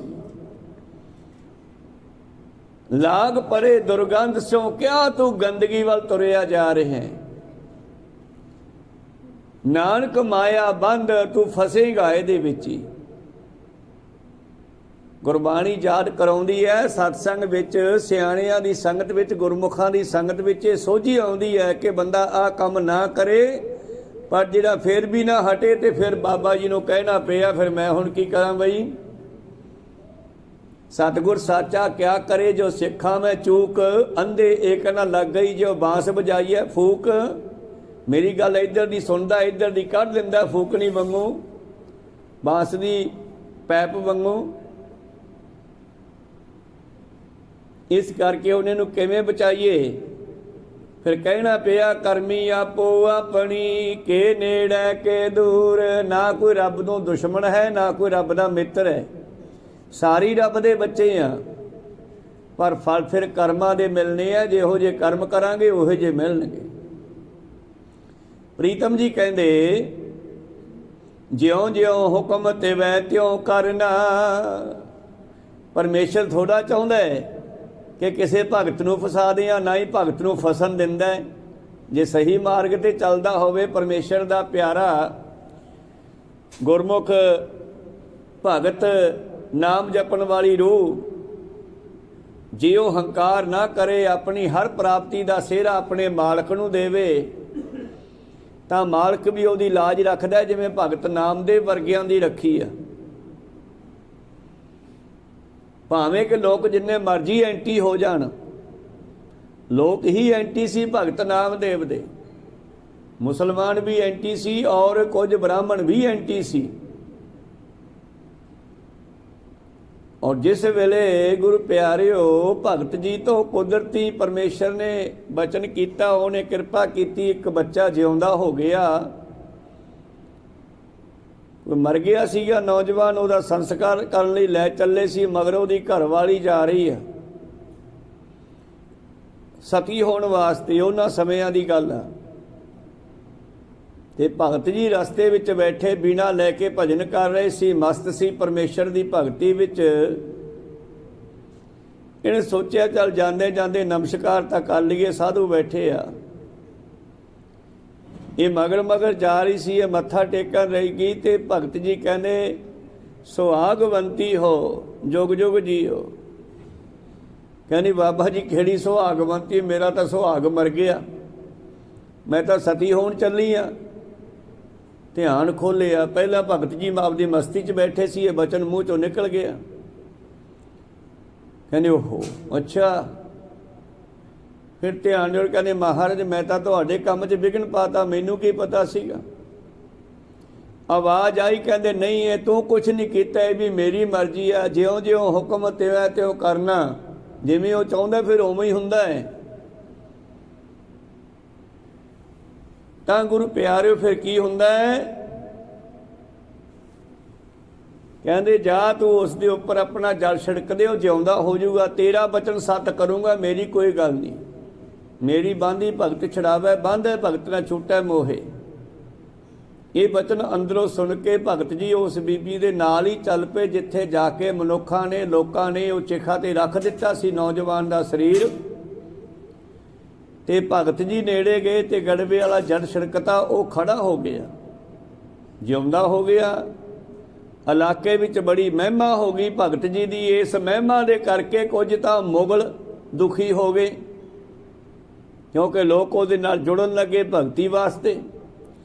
ਕੁਝ ਗੁਰੂ ਪਿਆਰੋ ਬ੍ਰਾਹਮਣ ਵੀ ਦੁਖੀ ਹੋ ਗਏ, ਕਿਉਂਕਿ ਉਹਨਾਂ ਨੇ ਵੀ ਕਰਮ ਕਾਂਡਾਂ ਤੇ ਭਗਤਾਂ ਨੇ ਸੱਟ ਮਾਰੀ ਆ।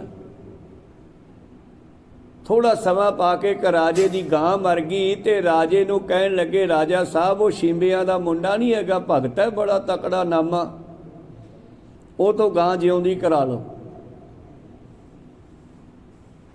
ਤੇ ਗੁਰੂ ਪਿਆਰੋ ਬ੍ਰਾਹਮਣਾਂ ਨੇ ਵੀ ਕਹਿਤਾ ਤੇ ਉਹਨਾਂ ਨੇ ਵੀ ਕਹਿਤਾ, ਦੋਨੇ ਲੱਗਦੇ ਸੀਗੇ ਵੀ ਜਾਂ ਤਾਂ ਇਹ ਭਗਤ ਨੂੰ ਕੈਦ ਕਰ ਦੂਗਾ, ਮਾਰ ਦੂਗਾ, ਤੇ ਜਾਂ ਫਿਰ ਗਾਂ ਨਹੀਂ ਜਿਉਂਦੀ ਕਰੂਗਾ। ਕਿਉਂਕਿ ਭਗਤ ਜੀ ਕਰਾਮਾਤ ਆਪਦੀ ਮਰਜ਼ੀ ਨਾਲ ਨਹੀਂ ਵਿਖਾਉਂਦੇ ਕਦੇ ਵੀ, ਇਹ ਨਹੀਂ ਕਹਿੰਦੇ ਕਿ ਹਾਂ ਮੈਂ ਕਰ ਦੂੰਗਾ।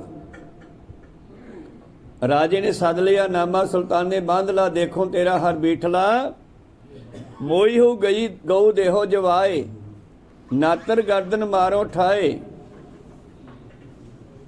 ਤਾਂ ਗੁਰੂ ਪਿਆਰਿਓ ਭਗਤ ਜੀ ਨੂੰ 10 ਘੜੀਆਂ ਦਿੱਤੀਆਂ, 7 ਘੜੀ ਜਾ ਬੀਤੀ ਸੁਣੀ, ਅਜੋ ਨਾ ਆਇਓ ਤ੍ਰੈ ਭਵਨ ਤਣੀ। ਆਕਾਸ਼ਾਂ ਵੱਲ ਦੇਖਿਆ ਭਗਤ ਜੀ ਨੇ ਵੀ ਇੰਨਾ ਚਿਰ ਤਾਂ ਲਾਉਂਦਾ ਨਹੀਂ ਹੁੰਦਾ ਪਰਮੇਸ਼ਰ, ਆਪਣੇ ਭਗਤਾਂ ਦੇ ਭੀੜ ਪੈ ਜੇ ਤੇ ਫਿਰ ਪਹੁੰਚ ਜਾਂਦਾ, ਛਡਾ ਲੈਂਦਾ।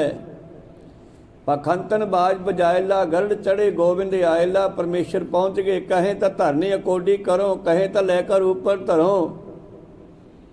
ਭਗਤ ਜੀ ਕਹਿੰਦੇ ਨਾ ਮਹਾਰਾਜ ਨਾ, ਇਹਨਾਂ ਨੇ ਕੀ ਵਿਗਾੜਿਆ ਆਪਣਾ, ਫਿਰ ਕੀ ਰੌਲਾ ਤੂੰ ਮੈਨੂੰ ਯਾਦ ਕੀਤਾ ਐਮਰਜੈਂਸੀ ਇੰਨੀ ਜਲਦੀ। ਆ ਗਾਂ ਜਿਉਂਦੀ ਕਰਦੇ ਆ, ਫਿਰ ਹਾਂ ਕਹਿੰਦੇ ਇਹ ਠੀਕ ਹੈ, ਉਹ ਬੱਚਾ ਭੁੱਖਾ ਰੰਭੀ ਜਾਂਦਾ ਵਿਚਾਰਾ, ਇਹਨਾਂ ਨੂੰ ਇਕੱਠੇ ਕਰ ਦੇ। ਗਊ ਦੁਹਾਈ ਮੱਛਰਾ ਮੇਲ, ਪ੍ਰਣਬੈ ਨਾਮਾ ਸੇਲ ਮਸੇਲ। ਨਾਮੇ ਦੀ ਬੇਨਤੀ ਸੁਣ ਕੇ ਗਾਂ ਜਿਉਂਦੀ ਹੋ ਗਈ ਤੇ ਕਾਜ਼ੀਆਂ ਨੇ, ਮੁਲਾਣਿਆਂ ਨੇ, ਉਹਦੇ ਨੌਕਰਾਂ ਵਜ਼ੀਰਾਂ ਨੇ ਗਾਂ ਨੂੰ ਬੱਚਾ ਛੱਡ ਕੇ ਚੋਇਆ। ਦੁੱਧ ਹੈ ਦੋਹੇ ਜਾ ਮਟਕੀ ਭਰੀ, ਲੈ ਬਾਦਸ਼ਾਹ ਕੇ ਆਗੇ ਧਰੀ। ਦੁੱਧ ਦੀ ਮਟਕੀ ਲਿਜਾ ਕੇ ਚੋ ਕੇ ਦੁੱਧ ਧਰਤਾ ਰਾਜੇ ਕੋਲੇ। ਰਾਜਾ ਸਾਹਿਬ ਗਾਂ ਜਿਉਂਦੀ ਹੋ ਗਈ। ਅੱਛਾ ਹਾਂ ਮਾਰਾ ਦੁੱਧ ਵੀ ਚੋਲਿਆ, ਦੇਖੋ ਠੀਕ ਹੈ ਹੁਣ। ਤਾਂ ਰਾਜੇ ਨੇ ਥੋੜਾ ਦੁੱਧ ਚੂੜੀ ਤੇ ਲੈ ਕੇ ਪੀ ਕੇ ਦੇਖਿਆ, ਸੁਭਾਅ ਹੀ ਹੈ ਬੰਦੇ ਦਾ ਚੈੱਕ ਕਰਨ ਦਾ। ਤੇ ਜਦੋਂ ਇਹ ਦੁੱਧ ਅੰਦਰ ਗਿਆ ਤੇ ਗੁਰੂ ਪਿਆਰਿਓ ਰਾਜੇ ਦੇ ਪੇਟ ਵਿੱਚ ਐਸਾ ਸੂਲ ਪੈਦਾ ਹੋਇਆ, ਕਿਸੇ ਵੈਦ ਤੋਂ ਬੰਦ ਨਹੀਂ ਹੁੰਦਾ। ਐਸਾ ਦਰਦ ਪੈਦਾ ਹੋਇਆ, ਹੁਣ ਗੁਰੂ ਪਿਆਰੋ ਲਿਟਦਾ, ਬੜੀਆਂ ਦਵਾਈਆਂ ਦਿੱਤੀਆਂ, ਠੀਕ ਨਹੀਂ ਹੁੰਦਾ। ਔ ਘਟ ਕੀ ਘਟ ਲਾਗੀ ਆਏ, ਆਓ ਘਟ ਜੀ ਦਾ ਆਪਣਾ ਕੋਈ ਘਟ ਨਹੀਂ, ਹੁਣ ਉਹਨੇ ਕੰਮ ਕੀਤਾ, ਇਹਦੇ ਘਟ ਹਿਰਦੇ ਦੇ ਵਿੱਚ ਉਸ ਦੀ ਕਲਾ ਵਰਤੀ, ਭਾਵ ਦਰਦ ਪੈਦਾ ਹੋਇਆ। ਫਿਰ ਸਿਆਣੇ ਬੰਦੇ ਕਹਿੰਦੇ ਰਾਜਾ ਸਾਹਿਬ ਤੁਸੀਂ ਗਲਤੀ ਕੀਤੀ ਹੈ ਵਿਚਾਰੇ ਭਗਤ ਨੂੰ ਬੰਨ੍ਹ ਕੇ, ਉਹ ਤੋਂ ਮਾਫੀ ਮੰਗੋ। ਫਿਰ ਕਹਿੰਦਾ ਬਖਸ਼ੀ ਹਿੰਦੂ ਮੈਂ ਤੇਰੀ ਗਾਏ। ਨਾਮਦੇਵ ਨੂੰ ਕਹਿੰਦਾ ਮੈਨੂੰ ਬਖਸ਼ ਦੇ, ਜਿਵੇਂ ਗਾਂ ਨੂੰ ਬਖਸ਼ਿਆ ਮੈਂ ਵੀ ਗਾਂ ਵਰਗਾ ਹੀ ਹਾਂ, ਪਹਿਲਾਂ ਸਿੰਘ ਨਿਕਲੇ ਹੋਏ ਸੀ। ਤਾਂ ਗੁਰੂ ਪਿਆਰਿਓ ਹੁਣ ਨਾਮਦੇਵ ਜੀ ਕਹਿੰਦੇ ਇੱਕ ਚਪਤੀਆ ਮੁਝੇ ਦਿਖਾਏ। ਰਾਜਾ ਸਾਹਿਬ ਤੈਨੂੰ ਇੱਕ ਪ੍ਰਤਿਆਵਾ ਦਿਖਾਇਆ ਤੇ ਮੈਨੂੰ ਵੀ ਦਿਖਾਇਆ, ਗਾਹਾਂ ਤੂੰ ਇਸ ਤਰ੍ਹਾਂ ਰੱਬ ਦੇ ਪਿਆਰਿਆਂ ਨੂੰ ਦੁੱਖ ਨਾ ਦੇਈ। ਭਗਤ ਜੀ ਘਰੇ ਆ ਗਏ, ਭਗਤ ਜੀ ਦੇ ਸਾਥੀ ਵੀ ਨਾਲ ਆ ਗਏ। ਪਹਿਲਾਂ ਤਾਂ ਭਗਤ ਜੀ ਦੇ ਮਿੱਤਰ ਕਹਿੰਦੇ ਸੀ ਤੂੰ ਰਾਜੇ ਨੂੰ ਛੱਡ ਦੇ, ਭਗਤ ਨੂੰ ਅਸੀਂ ਇਹਦੇ ਬੱਟੇ ਤੈਨੂੰ ਸਿਉਣਾ ਦੇ ਦਿਆਂਗੇ। ਕਹਿੰਦਾ ਕਿਉਂ, ਮੈਂ ਰਿਸ਼ਵਤ ਲੈਣਾ, ਮੈਂ ਨਹੀਂ ਸਿਉਣਾ ਲੈਣਾ, ਜਾਂ ਮੈਂ ਮਾਰੂੰਗਾ ਜਾਂ ਗਾਂ ਜਿਉਂਦੀ ਕਰੇ, ਜਾਂ ਫਿਰ ਰਾਮ ਰਾਮ ਕਹਿਣਾ ਛੱਡ ਕੇ ਅੱਲਾ ਅੱਲਾ ਕਰੇ। ਨਾਮਦੇਵ ਦੀ ਮਾਂ ਛਡਾਉਣ ਵਾਸਤੇ ਆ ਗਈ, ਕਹਿੰਦੀ ਕੋਈ ਨਹੀਂ ਮੈਂ ਸਮਝਾਉਣੀ ਆ ਮੇਰਾ ਪੁੱਤ। ਕਹਿੰਦੀ ਪੁੱਤ ਕੋਈ ਗੱਲ ਨਹੀਂ, ਤੂੰ ਰੋਜ਼ ਤਾਂ ਕਹਿਣਾ ਤੇ ਅੱਲਾ ਤੇ ਰਾਮ ਸਾਹਿਬ ਇੱਕੋ ਹੀ ਆ, ਤੇ ਤੂੰ ਅੱਲਾ ਅੱਲਾ ਕਹਿ ਜੇ ਤੈਨੂੰ ਛੱਡ ਦੇਣਗੇ। ਭਗਤ ਜੀ ਕਹਿੰਦੇ ਨਾ ਹੋ ਤੇਰਾ ਪੂੰਗਦਾ ਨਾ ਤੂੰ ਮੇਰੀ ਮਾਏ, ਪਿੰਡ ਪੜੇ ਤੋਂ ਹਰ ਗੁਣ ਗਾਏ। ਸਰੀਰ ਡਿੱਗ ਜੇ ਭਾਵੇਂ ਮਰ ਜਾਵਾਂ ਪਰ ਮੈਂ ਹਰੀ ਹਰੀ ਕਹੂੰਗਾ, ਕਿਉਂਕਿ ਉਹ ਕ੍ਰਿਸ਼ਨ ਜੀ ਨੂੰ ਜਪਦੇ ਹੀ ਜ਼ਿਆਦਾਤਰ, ਕ੍ਰਿਸ਼ਨ ਦਾ ਨਾਮ ਹਰੀ ਵੀ ਆ। ਤਾਂ ਇਸ ਤਰ੍ਹਾਂ ਗੁਰੂ ਪਿਆਰਿਓ ਹੁੰਦਾ ਤਾਂ ਉਹੀ ਹੈ ਜੋ ਪਰਮੇਸ਼ਰ ਚਾਹੁੰਦਾ। ਜਦ ਬੰਦਾ ਪੁੱਠੇ ਕੰਮ ਕਰਦਾ ਹੈ ਫਿਰ ਪਰਮੇਸ਼ਰ ਉਹਦੀ ਮੱਤ ਮਾਰ ਦਿੰਦਾ, ਜੇ ਭਗਤੀ ਕਰਦਾ ਫਿਰ ਉਹਨੂੰ ਛਡਾਉਂਦਾ ਵੀ ਆ ਕੇ ਨਾਮੇ ਦੀ ਤਰ੍ਹਾਂ।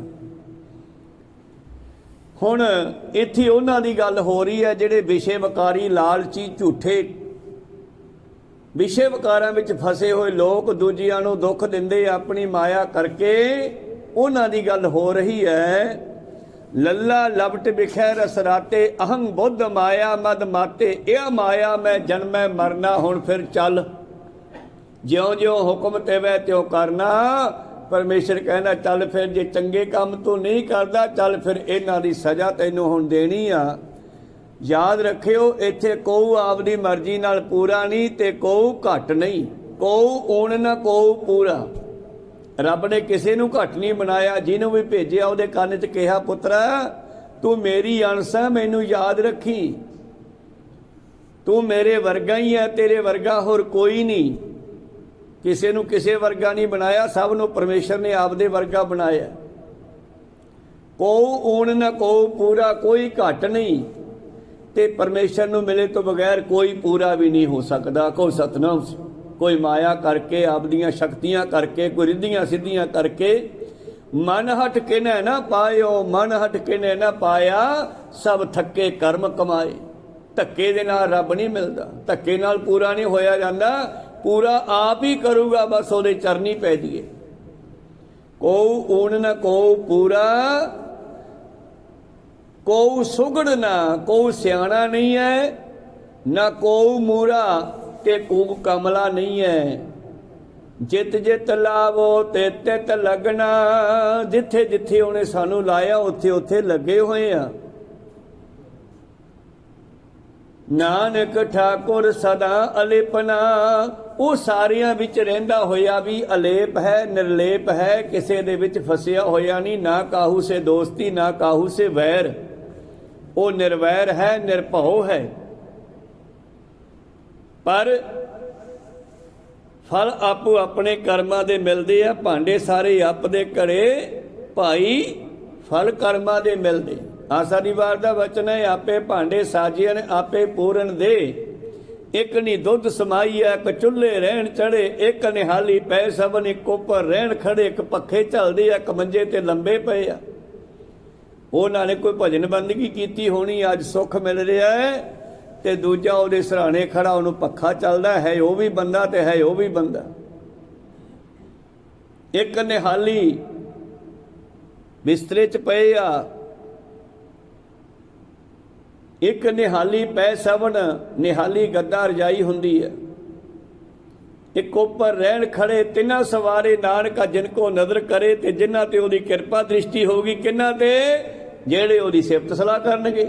ਜਿਹੜੇ ਉਹਦੇ ਨਾਲ ਜੁੜਨਗੇ, ਜਿਹੜੇ ਉਹਦੇ ਅਨੁਸਾਰ ਚੱਲਣਗੇ, ਜਿਹੜੇ ਕੁਦਰਤ ਦੇ ਮੁਤਾਬਕ ਚੱਲਣਗੇ, ਜਿਹੜੇ ਕੁਦਰਤ ਦੇ ਖਿਲਾਫ ਚੱਲਣਗੇ, ਉਹਨਾਂ ਨਾਲ ਫਿਰ ਉਵੇਂ ਵਰਤ ਲੈਂਦਾ।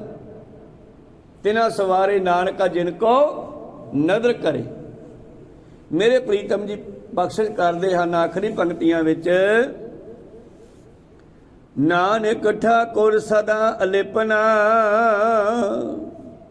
ਅਗਲਾ ਸਲੋਕ ਹੈ, ਲਾਲ ਗੋਪਾਲ ਗੋਬਿੰਦ ਪ੍ਰਭ ਗਹਿਰ ਗੰਭੀਰ ਅਥਾਹ। ਯਾਦ ਰੱਖਿਓ ਮਾਲਕ ਇੱਕੋ ਹੀ ਹੈ, ਦੂਸਰ ਨਾਹੀ ਅਵਰ ਕੋ ਨਾਨਕ ਬੇਪਰਵਾਹ। ਉਹਦੇ ਵਰਗਾ ਹੋਰ ਕੋਈ ਦੂਸਰਾ ਨਹੀਂ ਹੈ ਕਿ ਉਸ ਦੇ ਐਂਟੀ ਉਹਨੂੰ ਛੱਡ ਕੇ ਕਿਸੇ ਹੋਰ ਨੂੰ ਕਹਿ ਦਈਏ। ਲੋਕ ਬੜਾ ਜ਼ੋਰ ਲਾਉਂਦੇ ਆ, ਮਹਾਰਾਜ ਤੋਂ ਪਾਸੇ ਪਾਸੇ, ਪਰਮੇਸ਼ਰ ਤੋਂ ਪਾਸੇ ਪਾਸੇ, ਸੱਚ ਤੋਂ ਪਾਸੇ ਪਾਸੇ ਹੀ ਸੁੱਖ ਪਾਉਣਾ ਚਾਹੁੰਦੇ ਆ। ਕਰਮਕਾਂਡ ਕਰਦੇ ਆ, ਅਨੇਕਾਂ ਉਪਾਅ ਕਰਦੇ ਆ, ਬ੍ਰਾਹਮਣਾਂ ਕੋਲ ਵੀ ਜਾਂਦੇ ਆ, ਕੋਈ ਉਪਾਅ ਦੱਸੋ ਜੀ। ਉਹਨਾਂ ਨੇ ਤਾਂ ਬਣਾਇਆ ਸਿਸਟਮ ਉਹੇ ਜਿਹਾ, ਪਹਿਲਾਂ ਬੰਦੇ ਨੂੰ ਡਰਾ ਦੇਣਾ ਹੈ, ਫਿਰ ਬੰਦੇ ਡਰ ਕੇ ਕਹਿਣਾ ਮਹਾਰਾਜ ਬਚਾਓ ਇਸ ਤੋਂ, ਫਿਰ ਉਪਾਅ ਦੱਸਣਾ ਉਹਦਾ। ਇੱਕ ਛੋਟੀ ਜੀ ਗੱਲ ਕਰਕੇ ਆਪਾਂ ਸਮਾਪਤੀ ਕਰੀਏ। ਇੱਕ ਬ੍ਰਾਹਮਣ ਦੇ ਕੋਲ ਜ਼ਿਮੀਂਦਾਰ ਜਾਂਦਾ, ਕਹਿੰਦਾ ਜੀ ਲੜਕੀ ਦਾ ਵਿਆਹ ਕਰਨਾ, ਕੋਈ ਦਿਨ ਦੱਸੋ। ਤੋ ਪੰਡਤ ਨੇ ਪਤਲੀ ਖੋਲੀ ਬੈਠ ਕੇ, ਕਈ ਵਾਰ ਕੇ ਇੱਧਰ ਨੂੰ ਫਰੋਲੇ, ਕਈ ਇੱਧਰ ਨੂੰ ਫਰੋਲੇ, ਨਾਲੇ ਸਿਰ ਮਾਰੀ ਜਾਂਦਾ, ਰਾਮ ਰਾਮ ਰਾਮ ਰਾਮ ਰਾਮ ਰਾਮ, ਨਾਲੇ ਸਿਰ ਮਾਰੀ ਜਾਂਦਾ। ਹੁਣ ਹਾਂ ਭਾਵ ਤੋਂ ਪਤਾ ਲੱਗਿਆ ਵੀ ਕੰਮ ਕੜਾ ਟੇਢਾ ਹੀ ਆ। ਜ਼ਿਮੀਂਦਾਰ ਕਹਿੰਦਾ ਵੀ ਗੱਲ ਕੀ ਹੋ ਗਈ? ਕਹਿੰਦੇ ਗੱਲ ਇਹ ਹੈ ਵੀ ਤੁਹਾਡੀ ਲੜਕੀ ਦੇ ਵਿਆਹ ਦਾ ਕੋਈ ਸੰਜੋਗ ਹੀ ਨਹੀਂ ਬਣਦਾ। ਅੱਛਾ ਮਹਾਰਾਜ ਕੀ ਗੱਲ ਹੈ? ਕਹਿੰਦਾ ਵਿਆਹ ਕਰੋਗੇ ਵਿਘਨ ਬਹੁਤ ਪੈ ਸਕਦੇ ਆ ਤੁਹਾਡੀ ਕੁੜੀ ਦੇ ਵਿਆਹ 'ਚ, ਫਿਰ ਕੀ ਕਰੀਏ? ਇਹਨਾਂ ਵਿਘਨਾਂ ਤੋਂ ਬਚਣ ਦਾ ਕੋਈ ਉਪਾਅ ਤਾਂ ਹੋਊਗਾ ਪੰਡਤ ਜੀ। ਕਹਿੰਦੇ ਵੀ ਉਪਾਅ ਵੇਖਦੇ ਆ। ਪੱਤਰੀ ਦੇ ਵਰਕੇ ਫਰੋਲੀ ਜਾਂਦਾ, ਪਰ ਅੰਦਰ ਸੋਚੀ ਜਾਂਦਾ ਵੀ ਕੀ ਉਪਾਅ ਦੱਸਾਂ। ਕਹਿੰਦਾ ਵੀ ਇੱਕੋ ਉਪਾਅ ਹੈ, ਚਿੱਟੇ ਹਾਥੀ ਹੋਣ ਦੋ। ਚਿੱਟੇ ਹਾਥੀ ਤਾਂ ਪੰਡਤ ਜੀ ਹੁੰਦੇ ਹੀ ਨਹੀਂ ਬਈ। ਦੇਖੋ ਚਿੱਟੇ ਹਾਥੀਆਂ ਬਿਨਾਂ ਇਹ ਗ੍ਰਹਿ ਨਹੀਂ ਰੁਕਦਾ, ਗ੍ਰਹਿ ਬਹੁਤ ਭਿਆਨਕ ਹੈ, ਤੁਹਾਡੇ ਵਿਆਹ 'ਚ ਚੱਕਰ ਪੈ ਸਕਦਾ। ਹੁਣ ਜ਼ਿਮੀਂਦਾਰ ਕਹਿੰਦਾ ਵੀ ਚਿੱਟੇ ਹਾਥੀ ਕਿੱਥੋਂ ਲਈਏ, ਕਾਲੇ ਤਾਂ ਹੁੰਦੇ ਆ। ਕਹਿੰਦੇ ਨਹੀਂ, ਚਿੱਟੇ ਹੀ ਰੋਕ ਸਕਦੇ ਆ। ਕੋਈ ਹੋਰ ਉਪਾਅ ਦੇਖ ਲਓ। ਹੋਰ ਉਪਾਅ ਤਾਂ ਆਏ ਆ ਵੀ ਤੁਹਾਡੇ ਕਪਾਹ ਪਈ ਆ, ਲੈ ਕਪਾਹ ਦਾ ਤਾਂ ਕੋਠਾ ਭਰਿਆ ਪਿਆ। ਕਹਿੰਦੇ ਫਿਰ ਰੂੰ ਪੁੰਜਾਓ, ਆਪਾਂ ਰੂੰ ਦੇ ਚਿੱਟੇ ਹਾਥੀ ਥੱਪ ਲਾਂਗੇ। ਕਹੋ ਸਤਨਾਮ ਸੀ। ਕਹਿੰਦੇ ਚਲੇ ਵੀ ਠੀਕ ਆ, ਰੂੰ ਤਾਂ ਵਾਧੂ ਪਈ ਹੈ। ਮੈਂ ਫੇਰ ਠੀਕ ਹੈ, ਫਿਰ ਤੁਸੀਂ ਅਗਲੇ ਐਤਵਾਰ ਦਾ ਵਿਆਹ ਰੱਖ ਲਓ। ਹੁਣ ਦਿਨ ਵੀ ਨਿਕਲ ਆਇਆ ਸੰਯੋਗ ਦਾ। ਸੱਚ ਜਾਣਿਓ ਸਾਨੂੰ ਗੁਰੂ ਸਾਹਿਬ ਨੇ ਕਿੰਨਾ ਬਚਾਇਆ ਹੈ, ਤੇ ਅਸੀਂ ਫੇਰ ਬਾਰ-ਬਾਰ ਫਸਦੇ ਹਾਂ ਜਾ ਕੇ। ਗੁਰੂ ਸਾਹਿਬ ਨੇ ਕਿਵੇਂ ਬਚਾਇਆ ਉਹ ਬਾਅਦ 'ਚ ਦੱਸਾਂਗੇ। ਹੁਣ ਗੁਰੂ ਪਿਆਰੋ ਹਫ਼ਤਾ ਮਿਲ ਗਿਆ, ਜ਼ਿਮੀਂਦਾਰ ਨੇ ਰੂਹ ਪੰਜਾਤੀ, 2-2.5 ਮਣ ਪਹੁੰਚਾਉਣੀ ਪਈ। 2 ਹਾਥੀ, ਹਾਥੀਆਂ ਵਰਗੇ ਵੱਡੇ ਹਾਥੀ ਬਣਾਉਣੇ ਸੀ, ਰੂਹ ਲੱਗਣੀ ਸੀਗੀ। ਖੁੱਲੀ ਰੂਹ ਪੁਜਾ ਕੇ ਪੰਡਤ ਨੂੰ ਦੇਤੀ, ਵਿੱਚ ਡੰਡੇ ਡੁੰਡੇ ਪਾ ਕੇ ਰਾਵਣ ਦੇ ਬੁੱਤ ਵਾਂਗੂ ਹਾਥੀ ਬਣਾਤੇ, ਤਿਆਰ ਕਰਾਤੇ ਕਿਤੇ ਸਾਈਡ ਤੇ, ਡੰਡਿਆਂ ਦੀਆਂ ਲੱਤਾਂ ਜੀਆਂ ਲਾਤੀਆਂ, ਸਾਰਾ ਹਾਥੀ ਦੀ ਸ਼ੇਪ ਦੇਤੀ ਉਹ ਰੂਹ ਨੂੰ ਪੂਰੀ। 50-50 ਕਿਲੋ ਦੇ ਹਾਥੀ, 50 ਕਿਲੋ ਦਾ ਇੱਧਰ, 50 ਦਾ ਇੱਕ ਬਣਾਤਾ। ਇਤਨੇ ਗੁਰੂ ਪਿਆਰਿਓ ਵਿਆਹ ਦਾ ਦਿਨ ਆ ਗਿਆ।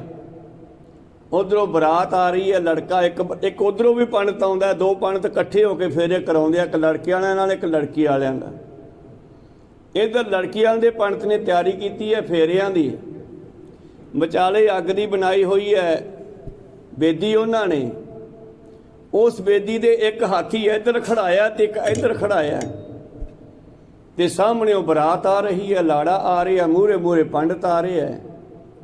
ਹੁਣੇ ਅੱਜ ਨਵਾਂ ਹੀ ਸਟੰਟ ਕੀਤਾ ਸੀ, ਪਹਿਲੀ ਵਾਰ ਪੰਡਤ ਨੇ, ਦੂਜੇ ਪੰਡਤ ਨੂੰ ਪਤਾ ਨਹੀਂ ਸੀਗਾ। ਕਹੋ ਸਤਨਾਮ ਸੀ। ਤੇ ਫਿਰ ਆਪਦੀ ਬੋਲੀ 'ਚ ਹੀ ਬੋਲਦਾ ਹੈ, ਅਸਚਰਜੰ ਅਸਚਰਜੰ ਬਈ ਮੈਂ ਬਹੁਤ ਹੈਰਾਨ ਆ, ਪੁੱਛਦਾ ਵੀ ਇਹ ਕੀ ਹੈ ਯਾਰ, ਹਾਥੀ ਵਿਆਹ ਦੇ ਉੱਤੇ ਕਾਹਦੇ ਵਾਸਤੇ ਖੜਾਏ ਆ ਬਣਾ ਕੇ ਰੂੰ ਦੇ। ਕਹਿੰਦਾ ਅਚਰਜੰ ਅਚਰਜੰ, ਮੁੰਡੇ ਵਾਲਿਆਂ ਦਾ ਪੰਡਤ ਕਹਿੰਦਾ। ਤੇ ਕੁੜੀ ਵਾਲਾ ਪੰਡਤ ਜੀ ਨੇ ਪਤਾ ਸੀ ਉਸ ਨੂੰ ਕੀ ਕੀਤਾ ਮੈਂ, ਕਹਿੰਦਾ ਚੁੱਪੰ ਗੜੋਪੰ ਮੁਗਦੰਗ ਲੁੱਟੰ ਅਰਦੰ ਹਰਦੰ ਸਵਾਹ। ਤੇ ਸਾਡੇ ਵਰਗੇ ਕਹਿੰਦੇ ਸ਼ਾਇਦ ਕੋਈ ਮਿਲਣੀ ਦਾ ਮੰਤਰ ਪੜਿਆ ਹੋਣਾ, ਕਹੋ ਸਤਨਾਮ ਸ੍ਰੀ, ਦੋਨਾਂ ਨੇ। ਉਹ ਵੀ ਸਮਝ ਗਿਆ ਵੀ ਅੱਧੋ ਅੱਧ ਆਪਣਾ, ਚੁੱਪ ਕਰ ਜਾ, ਤੈਨੂੰ ਬਾਅਦ ਚ ਦੱਸੂਗਾ, ਪਹਿਲਾਂ ਫੇਰੇ ਹੋ ਜਾਣ ਦੇ, ਕਹੋ ਸਤਨਾਮ ਸ੍ਰੀ। ਦੋਨੇ ਸਮਝ ਗਏ, ਫੇਰੇ ਹੋ ਗਏ। ਤੇ ਉਹ ਜ਼ਿਮੀਂਦਾਰ ਕਹਿੰਦਾ ਜੀ ਹੁਣ ਇਹ ਹਾਥੀਆਂ ਦਾ ਕੀ ਕਰੀਏ? ਕਹਿੰਦਾ ਦੇਖੋ, ਇੱਕ ਤਾਂ ਬਰਾਤ ਨਾਲ ਭੇਜੋ, ਰਸਤੇ ਵਿੱਚ ਰਕਸ਼ਾ ਕਰੂਗਾ, ਤੇ ਇੱਕ ਆਪਣੇ ਘਰੇ ਭੇਜ ਦਿਓ, ਕਹੋ ਸਤਨਾਮ ਸ੍ਰੀ।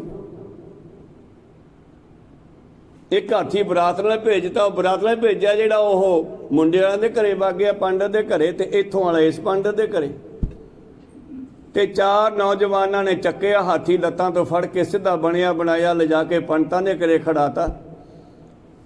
ਤੇ ਪੰਡਤ ਘਰੇ ਪਹੁੰਚਦਾ, ਜਦੋਂ ਫੇਰੇ ਕਰਾ ਕੇ ਉਹ ਪੰਡਤਾਣੀ ਹਾਥੀ ਦੇ ਦੁਆਲੇ ਘੁੰਮਦੀ ਫਿਰਦੀ ਵੀ ਇਹ ਹਾਥੀ ਜਾਂ ਕਿਵੇਂ ਫੜਾਤਾ, ਸਮਝ ਨਹੀਂ ਆਉਂਦੀ। ਉਹ ਜਦੋਂ ਘਰੇ ਪਹੁੰਚਿਆ, ਇਹ ਕਾਹਦੇ ਵਾਸਤੇ ਆ ਜੀ? ਤੂੰ ਕਹਿੰਦੀ ਸਿਆਲ ਆ ਗਿਆ, ਰਜਾਈਆਂ ਭਰਨੀਆਂ, ਇਹਨੂੰ ਭੰਨ ਕੇ ਰਜਾਈਆਂ ਭਰ ਲਾ, ਐਂ ਤਾਂ ਦਿਨ ਕੱਢ ਕੇ ਦਿੰਦੇ ਸੀ ਇਹ, ਕਹੋ ਸਤਨਾਮ ਸੀ। ਕੀ ਕਹਿੰਦੀ ਹੈ ਬਾਣੀ? ਸਾਹਾ ਗਣੇ ਨਾ ਕਰੇ ਵਿਚਾਰ, ਸਾਹੇ ਉੱਪਰ ਏਕ ਓੰਕਾਰ। ਇਹ ਜਿਹੜਾ ਸੰਯੋਗ ਬਣਾਇਆ, ਵਿਯੋਗ ਬਣਾਇਆ, ਪਰਮੇਸ਼ਰ ਨੇ ਬਣਾਇਆ। ਇਹਨਾਂ ਸੰਯੋਗਾਂ ਦੇ ਉੱਤੇ ਪਰਮੇਸ਼ਰ ਦਾ ਹੱਥ ਹੁੰਦਾ। ਜਿਹੜਾ ਦਿਨ ਦੋਨਾਂ ਘਰਾਂ ਨੂੰ ਸੈੱਟ ਬਹਿੰਦਾ ਉਹ ਰੱਖ ਲਓ, ਕਹੋ ਸਤਨਾਮ ਸ੍ਰੀ, ਨਾ ਚੱਕਰ ਚ ਪਾਓ। ਆ ਇੱਕ ਬੜਾ ਵਹਿਮ ਜਿਹਾ ਬਣਿਆ ਵੀ ਦੁਸਹਿਰੇ ਵਾਲੇ ਦਿਨ ਆਪਾਂ ਨੂੰ ਕਿਤੇ ਗਰੜ ਪੰਛੀ ਟੱਕਰ ਜੇ ਨਾ, ਗੱਲ ਹੀ ਬਣ ਜੇ। ਇੱਕ ਜ਼ਿਮੀਂਦਾਰ ਬੜਾ ਹੀ ਮਜ਼ਾਕੀਆ ਕਿਸਮ ਦਾ ਬੰਦਾ ਸੀਗਾ। ਉਹ ਖੇਤੋਂ ਪਾਣੀ ਲਾ ਕੇ ਮੁੜਿਆ ਤੇ ਰਸਤੇ 'ਚ ਗਰੜ ਪੰਛੀ ਮਰਿਆ ਪਿਆ ਸੀਗਾ। ਖੇਸ ਦੀ ਬੁੱਕਲ ਮਾਰੀ ਹੈ ਤੇ ਗਰੜ ਪੰਛੀ ਬੁੱਕਲ 'ਚ ਕਰ ਲਿਆ, ਕਹੀ ਮੋਢੇ ਤੇ, ਸਿੱਧਾ ਪੰਡਤ ਦੇ ਘਰੇ ਪਹੁੰਚ ਗਿਆ। ਕਹਿੰਦਾ ਪੰਡਤ ਜੀ, ਹਾਂ ਮਹਾਰਾਜ, ਜੇ ਭਲਾ ਗਰੜ ਪੰਛੀ ਟੱਕਰ ਜੇ ਚੰਗਾ ਹੁੰਦਾ ਕਿ ਮਾੜਾ? ਕਹਿੰਦਾ ਵੇਖੋ ਜੀ, ਦੁਸਹਿਰੇ ਨੂੰ ਮਿਲੇ ਤਾਂ ਬਹੁਤ ਚੰਗਾ ਹੁੰਦਾ, ਤੇ ਜੇ ਅੱਗੇ ਪਿੱਛੇ ਤਾਂ ਬਹੁਤ ਮਾੜਾ। ਤੇ ਕੱਢ ਕੇ ਖੇਸ ਚੋਂ ਮੂਹਰੇ ਸਿੱਟਦਾ, ਕਹਿੰਦਾ ਪਹਿਲਾਂ ਤੂੰ ਵੇਖ, ਹੁਣ ਦੱਸ ਕੀ ਬਣੂਗਾ? ਕਹਿੰਦਾ ਨਹੀਂ ਨਹੀਂ ਨਹੀਂ, ਇਹ ਤਾਂ ਮਰਿਆ ਹੋਇਆ, ਇਹ ਤਾਂ ਕੁਛ ਨਹੀਂ ਕਰ ਸਕਦਾ, ਨਾ ਤੈਨੂੰ ਨਾ ਮੈਨੂੰ, ਕਹੋ ਸਤਨਾਮ ਸੀ। ਭਾਵ ਕਿ ਗੁਰੂ ਸਾਹਿਬ ਜੀ ਕਹਿੰਦੇ ਆ, ਭਲਿਓ ਆਪਾਂ ਚੱਕਰਾਂ ਵਿੱਚ ਨਾ ਪਈਏ, ਉਸ ਇੱਕ ਸੱਚ ਨਾਲ ਜੁੜੀਏ, ਉਹ ਹੀ ਸਾਨੂੰ ਬਚਾਉਣ ਵਾਲਾ ਹੈ। ਕੋਈ ਇੱਥੇ ਸਿਆਣਾ ਨਹੀਂ, ਕੋਈ ਕਮਲਾ ਨਹੀਂ, ਪਰਮੇਸ਼ਰ ਦੇ ਹੁਕਮ ਅੰਦਰ ਸਭ ਕੁਝ ਹੁੰਦਾ ਹੈ। ਲਾਲ ਗੋਪਾਲ ਗੋਬਿੰਦ ਪ੍ਰਭ ਗਹਿਰ ਗੰਭੀਰ ਅਥਾਹ, ਦੂਸਰ ਨਾਹੀ ਅਵਰ ਕੋ ਨਾਨਕ ਬੇਪਰਵਾਹ। ਇੱਕ ਪਰਮੇਸ਼ਰ ਇੱਕ ਹੈ, ਉਹਦਾ ਕੋਈ ਸ਼ਰੀਕ ਨਹੀਂ। ਜੇ ਉਸ ਨੇ ਜੋ ਕਰਨਾ ਉਹਨੂੰ ਕੋਈ ਬਦਲ ਨਹੀਂ ਸਕਦਾ, ਜਾਂ ਉਹ ਤੇ ਜਾਂ ਉਸ ਦਾ ਸਰੂਪ ਗੁਰੂ। ਇਹਨਾਂ ਦੋਵਾਂ ਤੋਂ ਬਗੈਰ ਹੋਰ ਤੀਸਰਾ ਕੋਈ ਨਹੀਂ ਹੈਗਾ। ਔਰ ਗੁਰ ਪਰਮੇਸ਼ਰ ਏਕੋ ਜਾਣ, ਇਹ ਵੀ ਨਿਰਗੁਣ ਤੇ ਸਰਗੁਣ ਦੋ ਸਰੂਪ ਇੱਕ ਦੇ ਹਨ। ਜਿਵੇਂ ਦਸੇ ਪਾਤਸ਼ਾਹੀਆਂ ਦਾ ਇੱਕੋ ਰੂਪ ਗੁਰੂ ਗ੍ਰੰਥ ਸਾਹਿਬ ਹੈ, ਮੇਰਾ ਰੂਪ ਗ੍ਰੰਥ ਜੀ ਜਾਣ, ਇਸ ਮੈਂ ਭੇਦ ਨਾ ਰੰਚਕ ਮਾਨ। ਅਗਲੇ ਸ਼ਬਦ ਵਿੱਚ ਪਾਤਸ਼ਾਹ ਫਿਰ ਦੱਸਦੇ ਹੈ ਕਿ ਅਸੀਂ ਇਸ ਬੰਧਨਾਂ ਨੂੰ ਕਿਵੇਂ ਤੋੜ ਸਕਦੇ ਹਾਂ। ਲੱਲਾ ਲਾਲ ਗੋਪਾਲ ਗੋਬਿੰਦ ਪ੍ਰਭ ਗੈਰ ਗੰਭੀਰ ਅਥਾਹ, ਦੂਸਰ ਨਾਹੀ ਅਵਰ ਕੋ ਨਾਨਕ ਬੇਪਰਵਾਹ। ਪੌੜੀ ਲੱਲਾ ਤਾਂ ਕਹਿ ਲਵੈ ਨ ਕੋ, ਏਕੈ ਆਪ ਅਵਰ ਨ ਹੋ। ਦੁਬਦਾ ਨਾ ਪੜੋ ਹਰ ਬਿਨ ਹੋਰ ਨਾ ਪੂਜੋ, ਮੜੇ ਮਸਾਨ ਨ ਜਾਈ, ਤ੍ਰਿਸ਼ਨਾ ਰਾਚ ਨਾ ਪਰ ਕਰ ਜਾਵਾਂ, ਤ੍ਰਿਸ਼ਨਾ ਨਾ ਬੁਝਾਈ। ਇਹ ਸ਼ਬਦ ਦੀ ਵਿਚਾਰ ਆਪਾਂ ਕੱਲ ਨੂੰ ਸਰਵਣ ਕਰਾਂਗੇ। ਇੱਥੇ ਰੋਕਣ ਦੀ ਆਗਿਆ ਬਖਸ਼ੋ। ਬੋਲਦਿਆਂ ਨੇ ਇੱਕ ਅੱਖਰ ਬਾਅਦ ਘਾਟ ਹੋ ਜਾਂਦੇ। ਸਿੱਖ ਸੰਗਤਾਂ ਦੇ ਸਤਿਗੁਰੂ ਬਖਸ਼ਣ ਯੋਗ ਹੈ, ਬਖਸ਼ ਲੈਣਾ ਜੀ। ਸਮਾਪਤੀ ਕਰੀਏ। ਬੁਲਾਓ ਫਤਿਹ ਪਾਓ ਫਤਿਹ। ਵਾਹਿਗੁਰੂ ਜੀ ਕਾ ਖਾਲਸਾ, ਵਾਹਿਗੁਰੂ ਜੀ ਕੀ ਫਤਿਹ। ਵਾਹਿਗੁਰੂ ਵਾਹਿਗੁਰੂ।